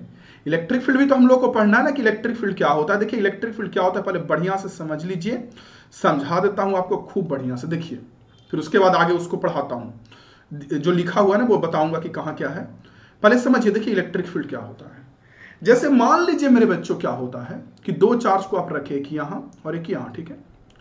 अब दोनों चार्ज तो एक दूसरे के संपर्क में नहीं है, फिर भी एक दूसरे पर फोर्स लगा रहा है, यस और नो? दोनों चार्ज एक दूसरे के संपर्क में नहीं है, टच नहीं है, फिर भी फोर्स लगा रहा है ना। क्यों लगा रहा है फोर्स, ये बताइए। इसलिए दोनों चार्ज एक दूसरे पे फोर्स लगा रहा है मेरे बच्चों, इसलिए दोनों चार्ज एक दूसरे पे फोर्स लगा रहा है क्योंकि हर एक चार्ज के चारों ओर एक फील्ड उत्पन्न होता है जो दिखता नहीं है। मैंने बोला हर एक चार्ज के चारों ओर एक फील्ड उत्पन्न होता है जो दिखता नहीं है, और वो जो फील्ड उत्पन्न हो रहा है जो दिखाई नहीं दे रहा है मेरे बच्चों, उसी फील्ड के उसी के कारण, एक चार्ज के कारण मेरे बच्चों दूसरे पर हमारा फोर्स लगता है। देख लीजिए, एक चार्ज है उसके कारण फील्ड उत्पन्न हुआ, दूसरा चार्ज उसके कारण फील्ड उत्पन्न हुआ, तो एक फील्ड के कारण दूसरे पे, दूसरे के कारण पहले पे फोर्स लगता है, तो उसी को बोलते हैं इलेक्ट्रिक फील्ड। और उस इलेक्ट्रिक फील्ड में अगर कोई दूसरा चार्ज रख दिया जाए तो उस पर फोर्स लगता है। समझे, जैसे देखेंगे तो यहां लिखा हुआ है it is the space around a charge body in which if other charge is placed then that experience force. यानी कि उसमें अगर कोई दूसरा चार्ज रख दिया जाए तो उस दूसरे चार्ज पे क्या लगता है, फोर्स लगता है। लेकिन अब एक बात आती है फील्ड के मजबूती की, electric field intensity, electric field strength, strength of electric field, intensity of electric field. क्या होता है ये, देखिए क्या होता है कि जैसे कोई चार्ज है, ठीक, तो उस चार्ज से आप दूर जाएंगे, धीरे धीरे करके चार्ज से दूर जा रहे हैं, दूर जा रहे हैं, दूर जा रहे हैं, तो उसका फील्ड की मजबूती उतनी ही रहेगी कि आगे दूर जाने पे कमते जाएगी। आप ही बताइए, कोई चार्ज है उससे दूर जा रहे हैं, दूर जा रहे हैं, दूर जा रहे हैं, दूर जा रहे हैं, तो उसका इलेक्ट्रिक फील्ड उतने उत्पन्न होगा कि कमते जाएगा। ऑब्वियस सी बात, कोई भी इंसान सोचेगा कि फील्ड की मजबूती कमते जाएगी। तो फील्ड के मजबूती को पता कैसे किया जाए, तो इसके लिए क्या उपाय किया गया कि कहीं भी अगर इलेक्ट्रिक फील्ड है और किसी भी पॉइंट पे, जैसे इस पॉइंट पे अगर इलेक्ट्रिक फील्ड की स्ट्रेंथ पता करनी है, तो यहां पे +1 कूलॉम का चार्ज रखा जाता है या रखे जाता तो ठीक है, तो उस 1 कूलॉम पे जो फोर्स लगता है ना, उसी को बोलते हैं इंटेंसिटी ऑफ इलेक्ट्रिक फील्ड। कहीं भी अगर इलेक्ट्रिक फील्ड की स्ट्रेंथ निकालनी है, इंटेंसिटी निकालनी है मेरे बच्चों, तो वहां +1 कूलॉम का चार्ज रखेंगे और उस +1 कूलॉम पे जो फोर्स लगेगा उसको बोलते हैं इलेक्ट्रिक फील्ड की इंटेंसिटी या स्ट्रेंथ ऑफ इलेक्ट्रिक फील्ड, जो मुझसे ज्यादा बेहतर से आप लोगों को पता होगा।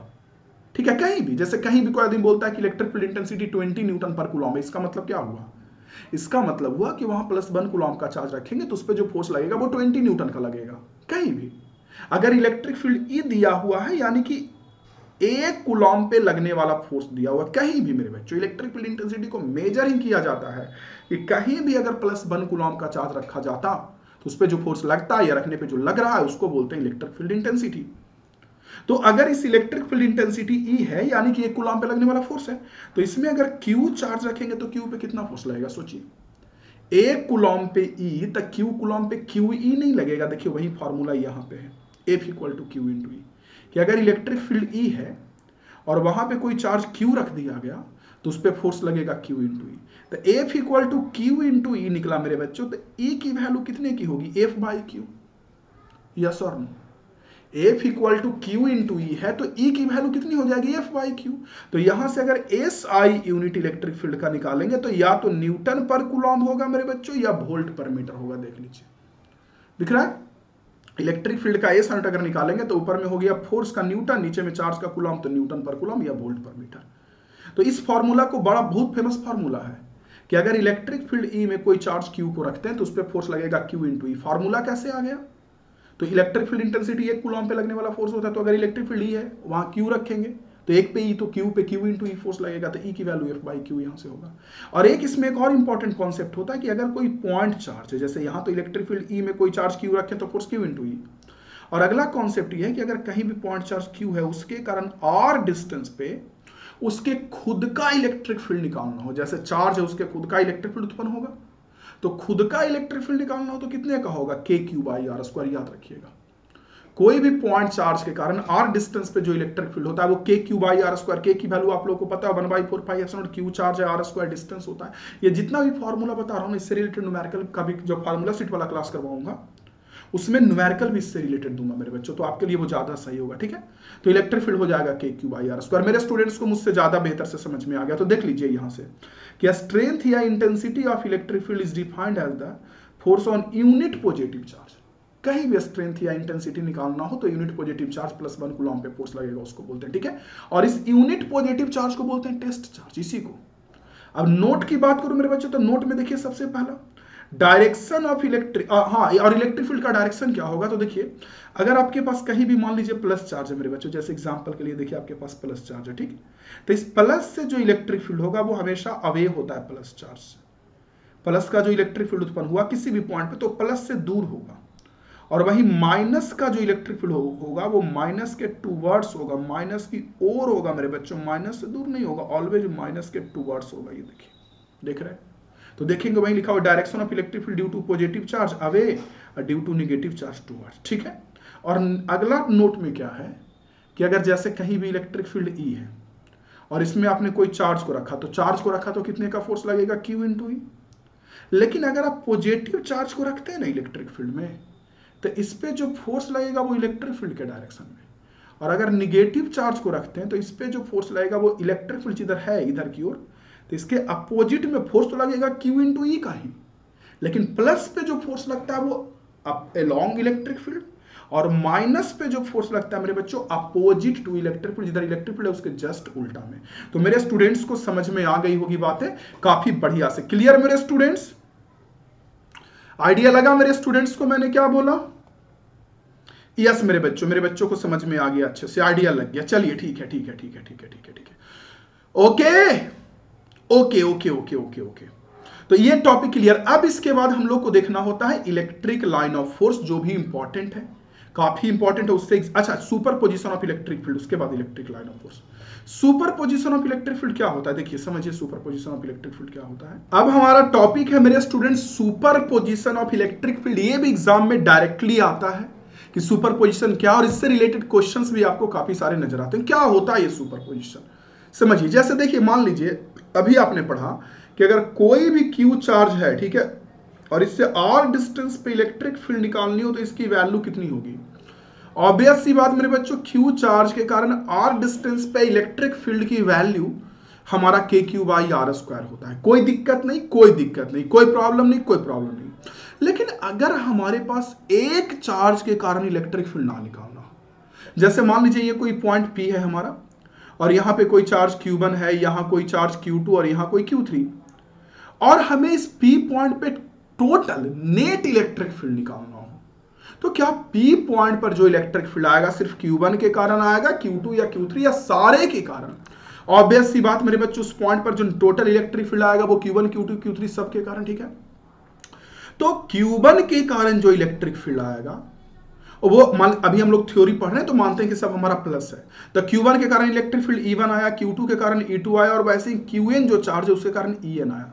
तो सुपर पोजिशन ये कहता है कि इस पॉइंट पर जो नेट इलेक्ट्रिक फील्ड होगा ना P पॉइंट पे, वो Q1 के कारण जो इलेक्ट्रिक फील्ड आया या जो Q2 या जो Qn के कारण, सब का मेरे बच्चों वेक्टर सम होगा। ये देख लीजिए, ये होगा, यानी according to superposition of electric field, net electric field at a point due to system of charges, किसी पॉइंट पर मेरे बच्चों चार्ज के सिस्टम के कारण जो नेट इलेक्ट्रिक फील्ड होगा, तो वो जो चार्ज Q1 Q2 Qn है, वो सब के कारण जो इलेक्ट्रिक फील्ड आया उसका वेक्टर सम के बराबर होगा। ये देखिए, यानी E1 E2 और En सब के नेट इलेक्ट्रिक फील्ड जो होगा मेरे बच्चों, वो E1 E2 En सब के वेक्टर सम के बराबर होगा। मतलब अगर आपसे पूछ दे कि सुपरपोजिशन ऑफ इलेक्ट्रिक फील्ड क्या है, तो सीधे लैंग्वेज में ये बोले कि किसी भी पॉइंट पर जो नेट इलेक्ट्रिक फील्ड आएगा सिस्टम ऑफ चार्जेस के कारण, वो जो अलग अलग चार्ज के कारण इलेक्ट्रिक फील्ड आ रहा है ना, सारे के इलेक्ट्रिक फील्ड का वेक्टर सम होगा नेट इलेक्ट्रिक फील्ड।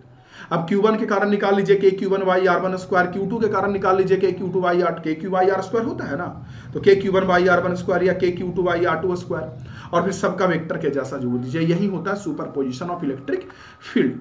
अब चलते हैं मेरे students electric line of force पे। इलेक्ट्रिक लाइन ऑफ फोर्स हमारा क्या होता है, जो बहुत इंपॉर्टेंट है, ठीक है, उसकी प्रॉपर्टी तो और ज्यादा इंपॉर्टेंट। देखिए क्या होता है इलेक्ट्रिक लाइन ऑफ फोर्स।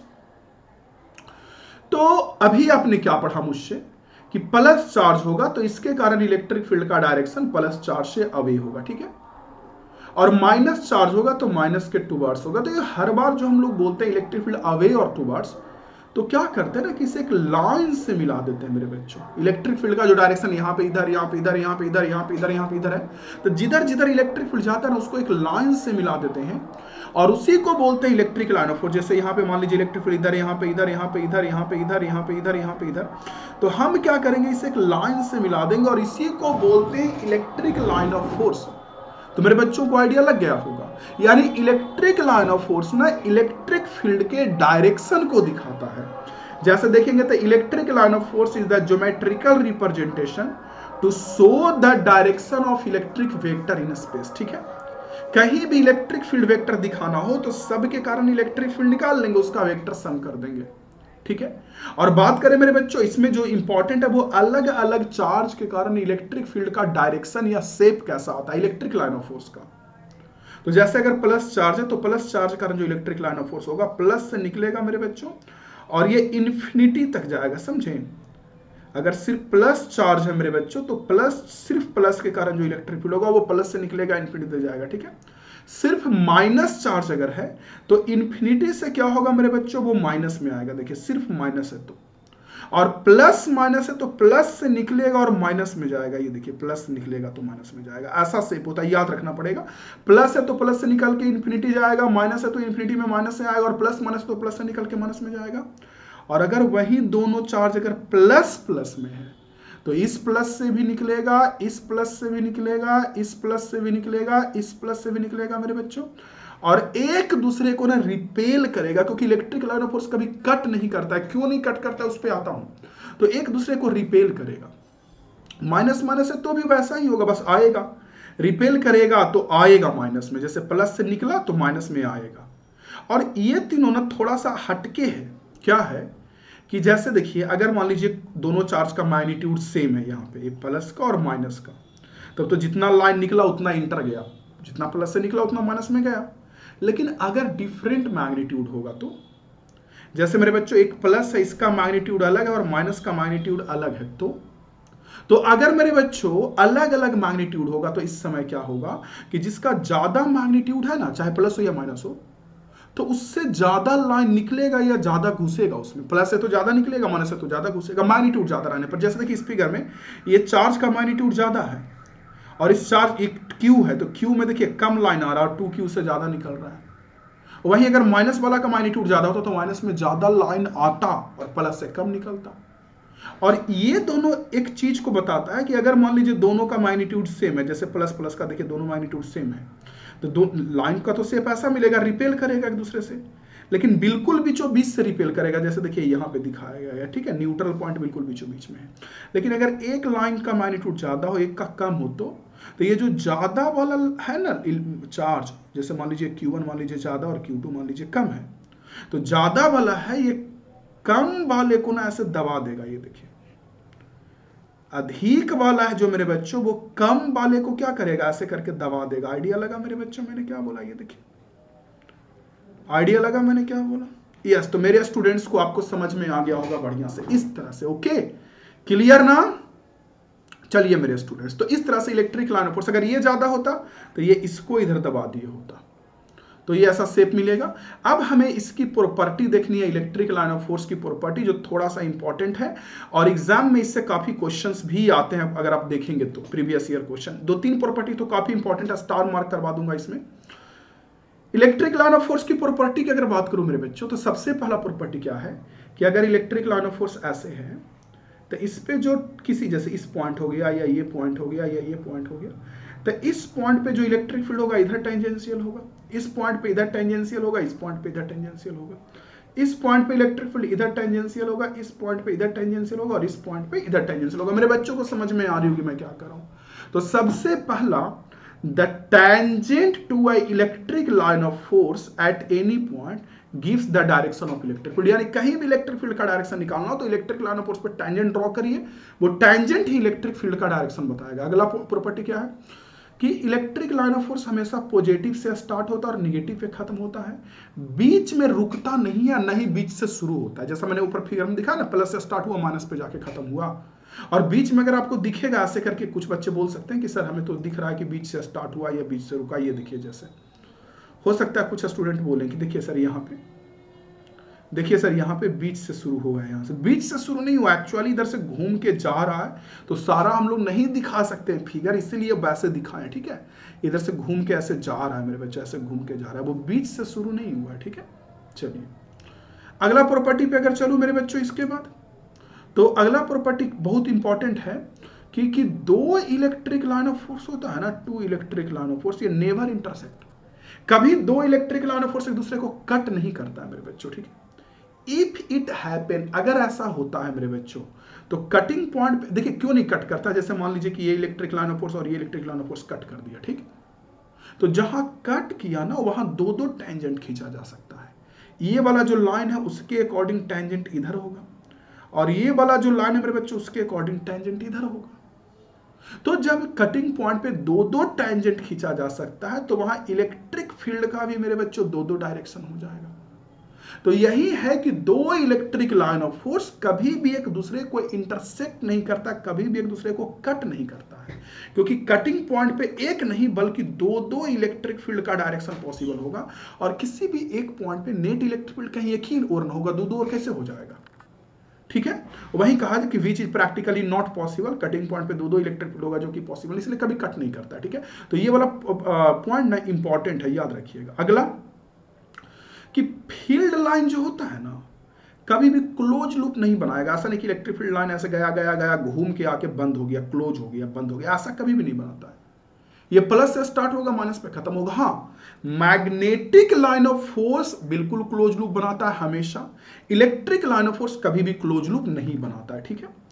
और मेरे बच्चों ना ही सेम चार्ज से शुरू होकर उसी पे खत्म होता है, ऐसा नहीं कि ये चार्ज प्लस है तो इससे शुरू हुआ और फिर इसी पे आके खत्म हो गया, ऐसा नहीं, ठीक है। अगला मेरे बच्चों कि कभी अचानक से नहीं मुड़ता, ऐसा नहीं कि ऐसे जा रहा था और अचानक से मुड़ गया ऐसे, बल्कि मुड़ना भी रहेगा तो ऐसे स्मूथली मुड़ेगा, चिकनाहट के साथ, ऐसे यहां कोना बना के नहीं मुड़ता इलेक्ट्रिक लाइन ऑफ फोर्स, क्योंकि कोना बना के मुड़ेगा तो फिर से वहां या तो बोलिए कि डायरेक्शन पॉसिबल नहीं है वहां, या दो दो डायरेक्शन पॉसिबल हो जाएगा, तो वो वाली बात होगी। अगला मेरे बच्चों कि हाँ, अगला प्रॉपर्टी ये इंपॉर्टेंट है कि कोई भी कंडक्टर है ना तो उसके सरफेस पर इलेक्ट्रिक फील्ड हमेशा परपेंडिकुलर होता है, समझे। जैसे मान लीजिए आपका कोई प्लस कंडक्टर, एक सेकंड देखिए, ये वाला इंपॉर्टेंट है, ये वाला, ठीक है, हाँ ये वाला इंपॉर्टेंट है कि अगर हमारे पास मेरे बच्चों कोई भी कंडक्टर है, ठीक है, ये प्लस कंडक्टर है, ओके, तो या फिर माइनस कंडक्टर है, तो चाहे कंडक्टर प्लस हो या चाहे कंडक्टर मेरे बच्चों माइनस हो, ठीक है, चाहे कंडक्टर प्लस हो या माइनस हो, तो प्लस कंडक्टर मेरे बच्चों तो उससे भी, उस पर भी इलेक्ट्रिक लाइन ऑफ फोर्स ऐसे परपेंडिकुलर होता है, ये देखिए उस पर भी इलेक्ट्रिक लाइन ऑफ फोर्स ऐसे परपेंडिकुलर होता है, प्लस कंडक्टर है तो, और माइनस है मेरे बच्चों तो उस पर भी परपेंडिकुलर होता है, समझे। बस इतना अंतर होगा कि प्लस रहेगा तो उससे इलेक्ट्रिक लाइन ऑफ फोर्स मेरे बच्चों निकलेगा और माइनस पे आएगा, इस सरफेस पे परपेंडिकुलर होगा, टेंजेंशियल नहीं होगा सरफेस पे, ऑलवेज मेरे बच्चों electric line of force perpendicular होगा। आइडिया लग गया, चलिए समझ में आ गया। अगला प्रॉपर्टी क्या है कि इलेक्ट्रिक लाइन ऑफ फोर्स ना कंडक्टर के अंदर नहीं होता है, जैसे कंडक्टर है तो कंडक्टर के अंदर इलेक्ट्रिक फील्ड ही जीरो होता है, तो इलेक्ट्रिक फील्ड ही जब नहीं है तो इलेक्ट्रिक लाइन ऑफ फोर्स क्या, तो electric line of force conductor के अंदर अब्सेंट होता है, नहीं होता है, तो ये भी इंपॉर्टेंट है। इसीलिए कहा जाता है ना कि जब बिजली उजली कड़के तो आप ना कार के अंदर घुस जाओ, क्योंकि कार के अंदर घुस जाइएगा मेरे बच्चों तो वहां क्या होगा कि कंडक्टर के अंदर में इलेक्ट्रिक फील्ड जीरो होता है तो बिजली का असर नहीं आएगा, समझे। जैसे कहा जाता है ना कि अगर आप रोड पर से गुजर रहे हैं तो थोड़ा सा नजर झुका के चलिए, क्योंकि ना तो मेरे बच्चों जाएगा चांद जैसा मुखड़ा पे नजर और न ही दिमाग भटकेगा। तो वही चीज यहां भी होता है मेरे बच्चों कि कंडक्टर के अंदर में इलेक्ट्रिक फील्ड जीरो होता है, इसलिए बिजली उजली कड़कता है तो कहा जाता है कि गाड़ी वगैरह के अंदर घुस जाइए, बैठ जाइए। अगला है कि electric field line directly proportional to density. जैसे मान लीजिए मेरे बच्चों कि कहीं पे इलेक्ट्रिक फील्ड लाइन का डेंसिटी ऐसा है, ठीक, और दो पॉइंट लेते हैं, एक पॉइंट एम और एक पॉइंट एन, तो एम पर इलेक्ट्रिक फील्ड अधिक होगा और एन पर कम होगा, क्यों, क्योंकि एम पर ना लाइन ज्यादा गढ़ा है, लाइन मतलब लाइन का गढ़ापन जो है डेंसिटी, वो वहां पे इलेक्ट्रिक फील्ड के मजबूती को यानी इंटेंसिटी को भी बताता है। जहां पे ज्यादा इंटेंसिटी रहेगा वहां पे लाइन गढ़ा रहेगा, जहां कम रहेगा वहां कम गढ़ा रहेगा, ठीक है। और सबसे लास्ट की इलेक्ट्रिक लाइन ऑफ फोर्स हमेशा हाई पोटेंशियल से लो पोटेंशियल जाता है। जैसे मान लीजिए इलेक्ट्रिक लाइन ऑफ फोर्स ऐसे जा रहा है, देख लीजिए इधर से इधर, तो यहाँ का पोटेंशियल ज्यादा होगा, यहाँ का थोड़ा कम होगा, यहाँ और कम होगा, यहाँ और कम होगा, यहाँ और कम होगा, क्योंकि इधर जा रहा है। तो हाई पोटेंशियल से लो पोटेंशियल की ओर जाता है। ओके, तो ये प्रॉपर्टी हो गया। अब इसके बाद हमें देखना है मेरे बच्चों गॉस थ्योरम और इलेक्ट्रिक फ्लक्स, जो कि काफी इंपॉर्टेंट है। तो हम लोग उस टॉपिक को भी जल्दी से देख लेते हैं क्या, तो उस टॉपिक को भी जल्दी से देखते हैं, इलेक्ट्रिक फ्लक्स और गॉस थ्योरम, तो मजा आ जाएगा हम लोगों को। एक सेकंड, इलेक्ट्रिक फ्लक्स पढ़ने से पहले मेरे स्टूडेंट्स दो टॉपिक एरिया वेक्टर और सॉलिड एंगल को समझना बहुत जरूरी है। देखिए क्या होता है, एरिया वेक्टर क्या होता है। जैसे मान लीजिए हमारे पास कोई भी एरिया है, कोई भी सरफेस है, तो कोई भी सरफेस से ना एसोसिएटेड जुड़ा हुआ एक वेक्टर हम लोग बताते हैं फ्लक्स को कैलकुलेशन के लिए, उसको बोलते हैं एरिया वेक्टर। होता क्या है कि जैसे ही मैंने एरिया वेक्टर बोला तो वेक्टर सुन के दिमाग में मैग्नीट्यूड डायरेक्शन दोनों आया होगा, मैग्नीट्यूड भी आया होगा, डायरेक्शन भी आया होगा। तो एरिया वेक्टर का जो मैग्नीट्यूड, जैसे मान लीजिए ये एरिया है, इसका हमको एरिया वेक्टर पता करना है, तो इसका जो मैग्नीट्यूड होगा इस एरिया के बराबर। ये जो एरिया है अंदर में, जो सरफेस के अंदर एरिया है, जैसे रेक्टेंगल है तो एरिया होगा L इंटू बी। और डायरेक्शन जो एरिया वेक्टर का होगा इस सरफेस पे ऐसे परपेंडिकुलर मेरे बच्चों, ऐसे परपेंडिकुलर। जैसे एग्जांपल के लिए मान लीजिए आपके पास कोई सरफेस है, ठीक, तो ये तो समझ गया कि इस एरिया वेक्टर का जो एरिया होगा मेरे बच्चों इस मैग्नीट्यूड के बराबर होगा।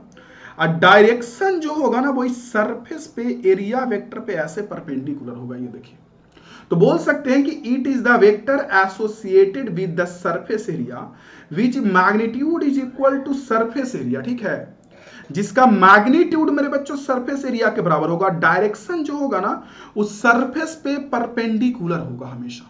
तो याद रखिएगा एरिया वेक्टर। और अगला होता है सॉलिड एंगल। देखिए सॉलिड एंगल क्या होता है। प्लेन एंगल तो हम लोग बचपन से सुने हैं कि कोई भी अगर कर्व लाइन है या किसी भी सर्कल का अगर टुकड़ा है तो ये सेंटर पर जो मेरे बच्चों एंगल बनाता है इसको बोलते हैं सॉलिड एंगल, थीटा से दिखाते हैं। और यही पता होगा कि थीटा की वैल्यू L/R के बराबर होती है। ठीक है, तो कोई भी कर्व लाइन जो एंगल बनाता है उसको बोलते हैं प्लेन एंगल।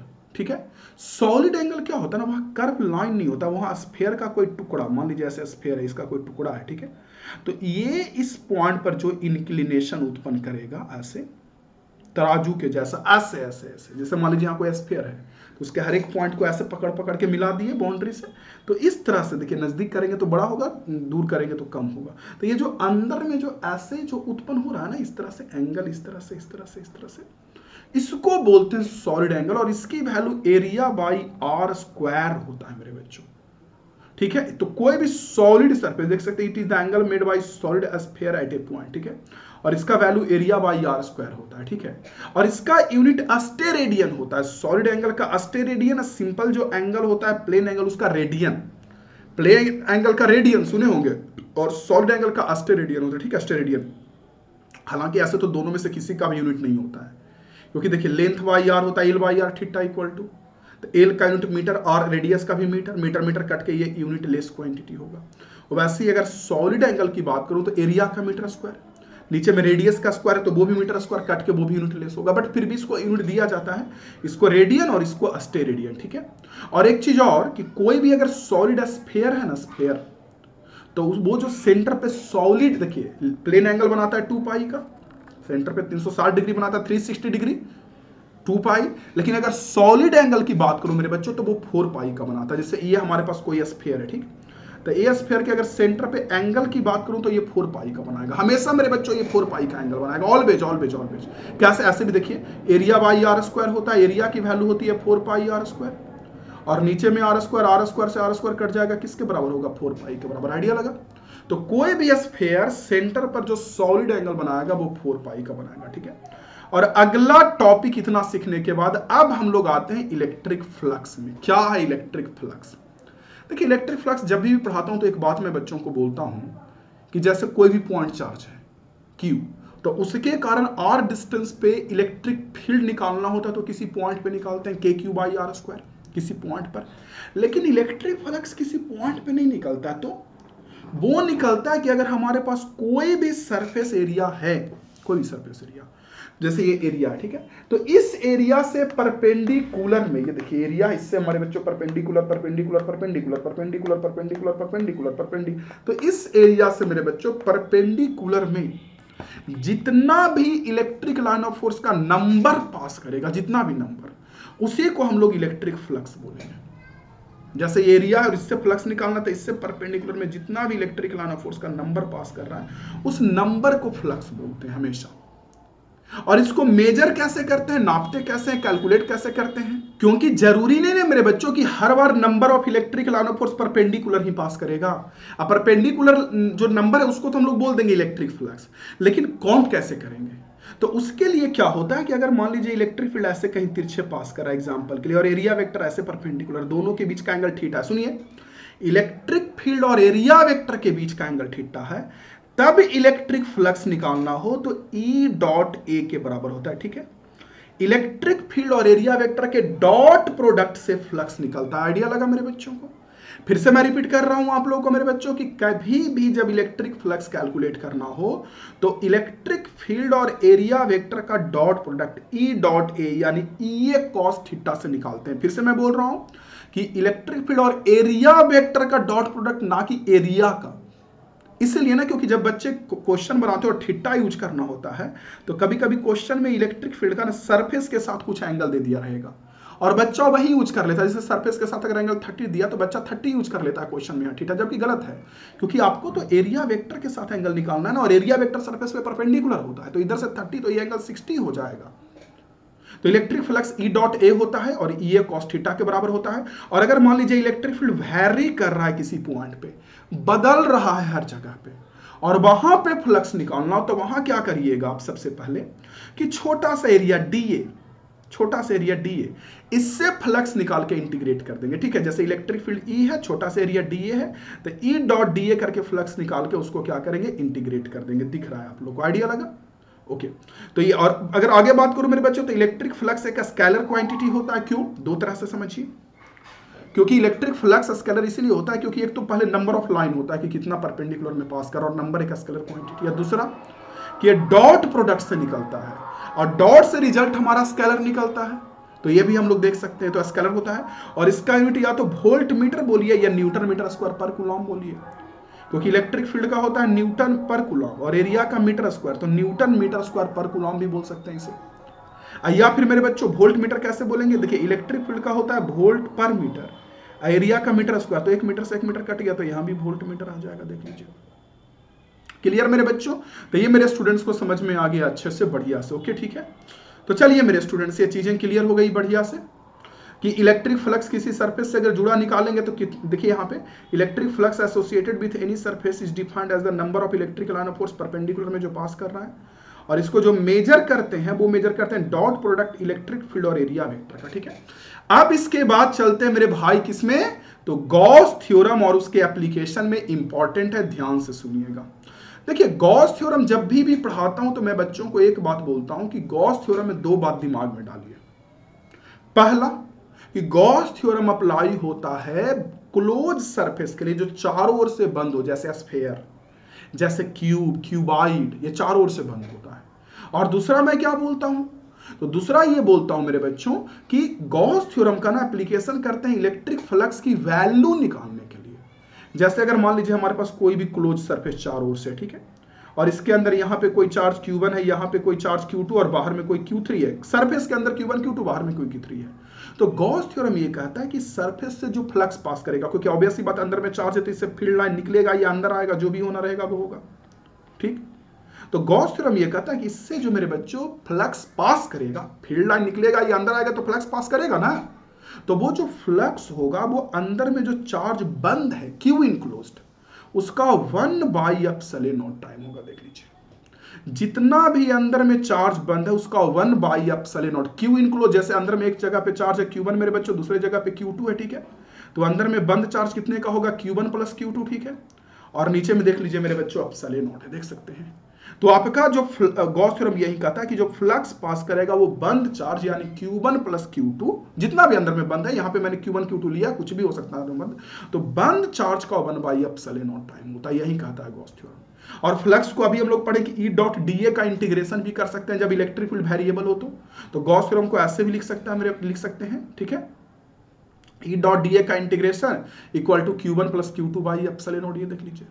तो पढ़ सकते हैं कि according to Gauss theorem electric flux passes through any close surfaces 1/ε0 time of inclose charge by that surface. उस सरफेस से जितना चार्ज बंद हो रहा है उसका 1/ε0 टाइम होता है मेरे बच्चों। अब हमको इसका एप्लीकेशन 4 यूज करना है, एप्लीकेशन पढ़ना, यानी 4 डेरिवेशंस आता है एग्जाम में। तो डेरिवेशन तो नहीं करूंगा, बस पॉइंट बताता हूं, फॉर्मूला जिससे क्वेश्चन आता है। डेरिवेशन जो करवाया उसमें मैंने कहा कि भले 4 एप्लीकेशन है या 4 डेरिवेशन, लेकिन कॉन्सेप्ट सब में एक ही है। क्या कॉन्सेप्ट है सब में एक ही? तो कॉन्सेप्ट ये है मेरे बच्चों सब में एक ही कि अगर मान लीजिए मेरे बच्चों हमारे पास कोई पॉइंट चार्ज Q है, हमको इलेक्ट्रिक फील्ड की वैल्यू निकालनी है, तो पहले हम गॉस थ्योरम से फ्लक्स निकालेंगे चारों डेरिवेशन में, और दूसरा निकालेंगे किससे? दूसरा डिफिनीशन से निकालेंगे, दोनों फ्लक्स को बराबर करेंगे। देख लीजिएगा। तो सबसे पहला एप्लीकेशन ये कि कोई भी पॉइंट चार्ज Q है, इससे r डिस्टेंस पे इलेक्ट्रिक फील्ड निकालना होगा, तो कितने का होगा? KQ/r²। जैसे जैसे r बढ़ते जाएगा इलेक्ट्रिक फील्ड कमते जाएगा। तो इसका ग्राफ देखेंगे तो कुछ ऐसा ग्राफ आता है, ठीक है। इधर डिस्टेंस r है, इधर इलेक्ट्रिक फील्ड है, जैसे जैसे डिस्टेंस बढ़ेगा इलेक्ट्रिक फील्ड कमेगा। दूसरा है कि अगर हमारे पास कोई चार्ज कंडक्टर हो, जो कि आपको दिखाई दे रहा है, ठीक है, तो चार्ज कंडक्टर के कारण कितना इलेक्ट्रिक फील्ड आएगा मेरे बच्चों, अंदर वाले पॉइंट पे कितना आएगा और बाहर वाले पॉइंट पे कितना आएगा, ठीक है। तो बाहर वाले चार्ज कंडक्टर के अंदर बाहर वाले पॉइंट पर जो इलेक्ट्रिक फील्ड आएगा वो KQ/r² होगा। देख रहे हैं, चार्ज कंडक्टर के कारण बाहर वाले आउटसाइड पॉइंट पे इलेक्ट्रिक फील्ड KQ/r² आएगा, और इनसाइड पॉइंट पे जो इलेक्ट्रिक फील्ड आता है मेरे बच्चों कंडक्टर के अंदर, वो 0 होता है हमेशा। तो इसका अगर ग्राफ ड्रॉ करेंगे, इसका भी ग्राफ, तो देखिए अंदर में तो 0 हो गया रेडियस तक। अगर आप इधर इलेक्ट्रिक फील्ड दिखाते हैं, इधर डिस्टेंस दिखाते हैं मेरे बच्चों, यस मेरे स्टूडेंट्स, तो मैंने कहा कि अंदर में इलेक्ट्रिक फील्ड 0 होगा, बाहर में KQ/r², और यहाँ जो सरफेस है ना, यहाँ अगर इलेक्ट्रिक फील्ड निकालना होगा तो KQ और r होगा रेडियस के बराबर, कैपिटल R²। तो देखिए सेंटर से लेके रेडियस तक तो इलेक्ट्रिक फील्ड 0 होगा मेरे बच्चों। यहां से लेके अगर यहां तक की बात करें, सेंटर से लेके रेडियस तक, तो यहां से लेके यहां तक तो इलेक्ट्रिक फील्ड 0 होगा। तो इसको ग्राफ में अगर दिखाएंगे तो देखिए यहां से यहां तक इलेक्ट्रिक फील्ड 0 है, ठीक है, और जहां पे रेडियस आया ना उसके बाद इलेक्ट्रिक फील्ड KQ/r² तो कमना शुरू होगा, पॉइंट चार्ज के जैसा, पॉइंट चार्ज के कारण जैसा इलेक्ट्रिक फील्ड मिलता था KQ/r², बिल्कुल उसके बाद कमना शुरू हो जाएगा। तो ऐसा ग्राफ आता है, ठीक है। और मैं बता दूं ये चार्ज कंडक्टर है, अगर इंसुलेटर वाला कंडक्टर रहता है तो ग्राफ ऐसे मिलता है, ऐसे जाके कमता है, लेकिन ये चार्ज कंडक्टर तो अंदर में 0 होगा, इलेक्ट्रिक फील्ड की वैल्यू 0। देखिए ना इलेक्ट्रिक फील्ड इधर है तो ये 0 पर है ना, और उसके बाद फिर मेरे बच्चों KQ/r² हो के यहाँ पे KQ कैपिटल R² के बराबर इलेक्ट्रिक फील्ड होगा सरफेस पर, और उसके बाद कमना शुरू हो जाएगा, ठीक है। इसके बाद आगे का जो एप्लीकेशन 2 और है यूज, याद रखिएगा, अंदर में स्फीयर के 0 और बाहर में मेरे बच्चों KQ/r², ठीक है। इसके बाद 2 एप्लीकेशन ये है मेरे बच्चों कि पहला लीनियर चार्ज के कारण कितना इलेक्ट्रिक फील्ड होगा। जैसे अगर मेरे पास कोई लीनियर चार्ज है, कोई रॉड को मैंने चार्ज कर दिया, और लॉन्ग लीनियर चार्ज, बड़ा लीनियर चार्ज, ठीक है, तो कोई रॉड को मैंने चार्ज कर दिया, तो अगर रॉड को चार्ज कर दिया तो इसके कारण r डिस्टेंस पे कितना इलेक्ट्रिक फील्ड उत्पन्न होगा। तो इसके कारण जो r डिस्टेंस पे इलेक्ट्रिक फील्ड उत्पन्न होगा वो 2k λ/r होता है, ठीक है। क्या होता है? 2k λ/r। 2 तो 2 है मेरे बच्चों, k की वैल्यू 1/4πε0, और जो लैम्डा होता है इसको बोलते हैं लीनियर चार्ज डेंसिटी। चार्ज की जो डेंसिटी होती है ना कि एक लेंथ पर कितना चार्ज है, जिसको बोलते हैं लीनियर चार्ज डेंसिटी, वो क्वेश्चन में दिया रहेगा, और r तो डिस्टेंस है। तो इसके कारण जो इलेक्ट्रिक फील्ड आता है 2k λ/r, और कमाल देखिए पॉइंट चार्ज के कारण KQ/r² था, यानी इलेक्ट्रिक फील्ड r² का इनवर्सली प्रोपोर्शनल था, ठीक है, और लीनियर चार्ज के कारण r का इनवर्सली प्रोपोर्शनल है, इलेक्ट्रिक फील्ड उसके कारण 2k, k की वैल्यू 1/4πε0 या 9 × 10⁹, और मेरे बच्चों 2k λ/r होता है। तो यहां r का इनवर्सली प्रोपोर्शनल है लीनियर चार्ज के लिए, ध्यान दीजिएगा। और वैसे मेरे बच्चों अगर मैं बात करूं थिन कंडक्टिंग सीट के कारण, थिन मतलब कि मान लीजिए जो सीट है उस पर चार्ज का एक ही लेयर ही है, तो थिन कंडक्टिंग सीट के कारण इलेक्ट्रिक फील्ड निकालते हैं तो σ/2ε0 होता है, ठीक है, जहां सिग्मा होता है क्या, सिग्मा होता है मेरे बच्चों सरफेस चार्ज डेंसिटी, एक एरिया में कितना चार्ज है, जैसे लीनियर चार्ज डेंसिटी है ना कि एक लेंथ में कितना चार्ज है, वैसे ही सरफेस चार्ज डेंसिटी होता है एक एरिया में कितना चार्ज है। तो थीन के कारण आता है सिग्मा बाई 2 एप्सिलॉन नॉट। और ध्यान दीजिए कि सीट के कारण इलेक्ट्रिक फील्ड डिस्टेंस पे डिपेंड नहीं करता है, रॉड के कारण तो ठीक है आर का इनवर्सली प्रोपोर्शनल होता है, पॉइंट चार्ज के कारण आर स्क्वायर का, और थीन सीट के कारण अगर नजदीक पॉइंट पे निकालेंगे तो आर पर डिपेंड नहीं कर रहा, कांस्टेंट इलेक्ट्रिक फील्ड आता है। सिग्मा दिया रहेगा सीट का, डेंसिटी सरफेस का, और 2 पता है एप्सिलॉन नॉट का वैल्यू 8.85 × 10⁻⁻12 पुट कर देंगे, ठीक। और वहीं अगर थिक सीट हो तो, थिक मतलब मोटा सीट हो तो मोटा सीट के कारण इलेक्ट्रिक आता है, देखिए एप्सिलॉन नॉट। हाँ मेरे स्टूडेंट्स, थीन के कारण sigma by 2 epsilon not, thick के कारण जो मोटा होता है उसके कारण सिग्मा बाई एप्सिलॉन नॉट। अब ऐसा क्यों समझिए, जैसे मान लीजिए इस साइड में हमारा सीट है, ठीक है, पॉजिटिव चार्ज, और इस साइड में भी मेरे बच्चों सीट है पॉजिटिव चार्ज, ठीक है, और इस पॉइंट पे इलेक्ट्रिक फील्ड निकालना, तो यहां पे इलेक्ट्रिक फील्ड तो इधर वाले लेयर के भी कारण आएगा और इधर वाले के भी कारण आएगा कि नहीं। तो इधर वाले के कारण निकालेंगे मेरे बच्चों तो सिग्मा बाई 2 एप्सिलॉन नॉट, और इधर जो लेयर है उसके कारण भी निकालेंगे तो सिग्मा बाई 2 एप्सिलॉन नॉट। और दोनों का डायरेक्शन सेम है तो नेट निकालेंगे तो sigma by 2 epsilon not plus sigma by 2 epsilon not, net निकालेंगे तो सिग्मा बाई एप्सिलॉन नॉट आ जाएगा। देख रहे हैं आप, दिखाई दे रहा है। तो थीन के कारण सिग्मा बाई 2 एप्सिलॉन नॉट, थीक के कारण सिग्मा बाई एप्सिलॉन नॉट आता है, क्योंकि दोनों तरफ चार्ज हो जाता है ना थीक में, तो दोनों का इलेक्ट्रिक फील्ड सेम डायरेक्शन में आएगा, इसलिए ऐसा होता है। आशा करता हूं मेरे बच्चों कि आपको यह समझ में आया होगा। अगर मेहनत लगता है कि मैंने थोड़ा भी किया है आपके लिए, रगड़ के शेयर करिएगा। जितने भी फ्रेंड्स होंगे ना, एक एक दोस्तों को शेयर कर दीजिए, हर जगह मोहल्ला में हल्ला मचा दीजिए। थैंक यू मेरे बच्चों, मिलता हूं आप लोगों से अगले क्लास में। जय हिंद, वंदे मातरम, इंपॉर्टेंट क्वेश्चन के क्लास में। Thank you.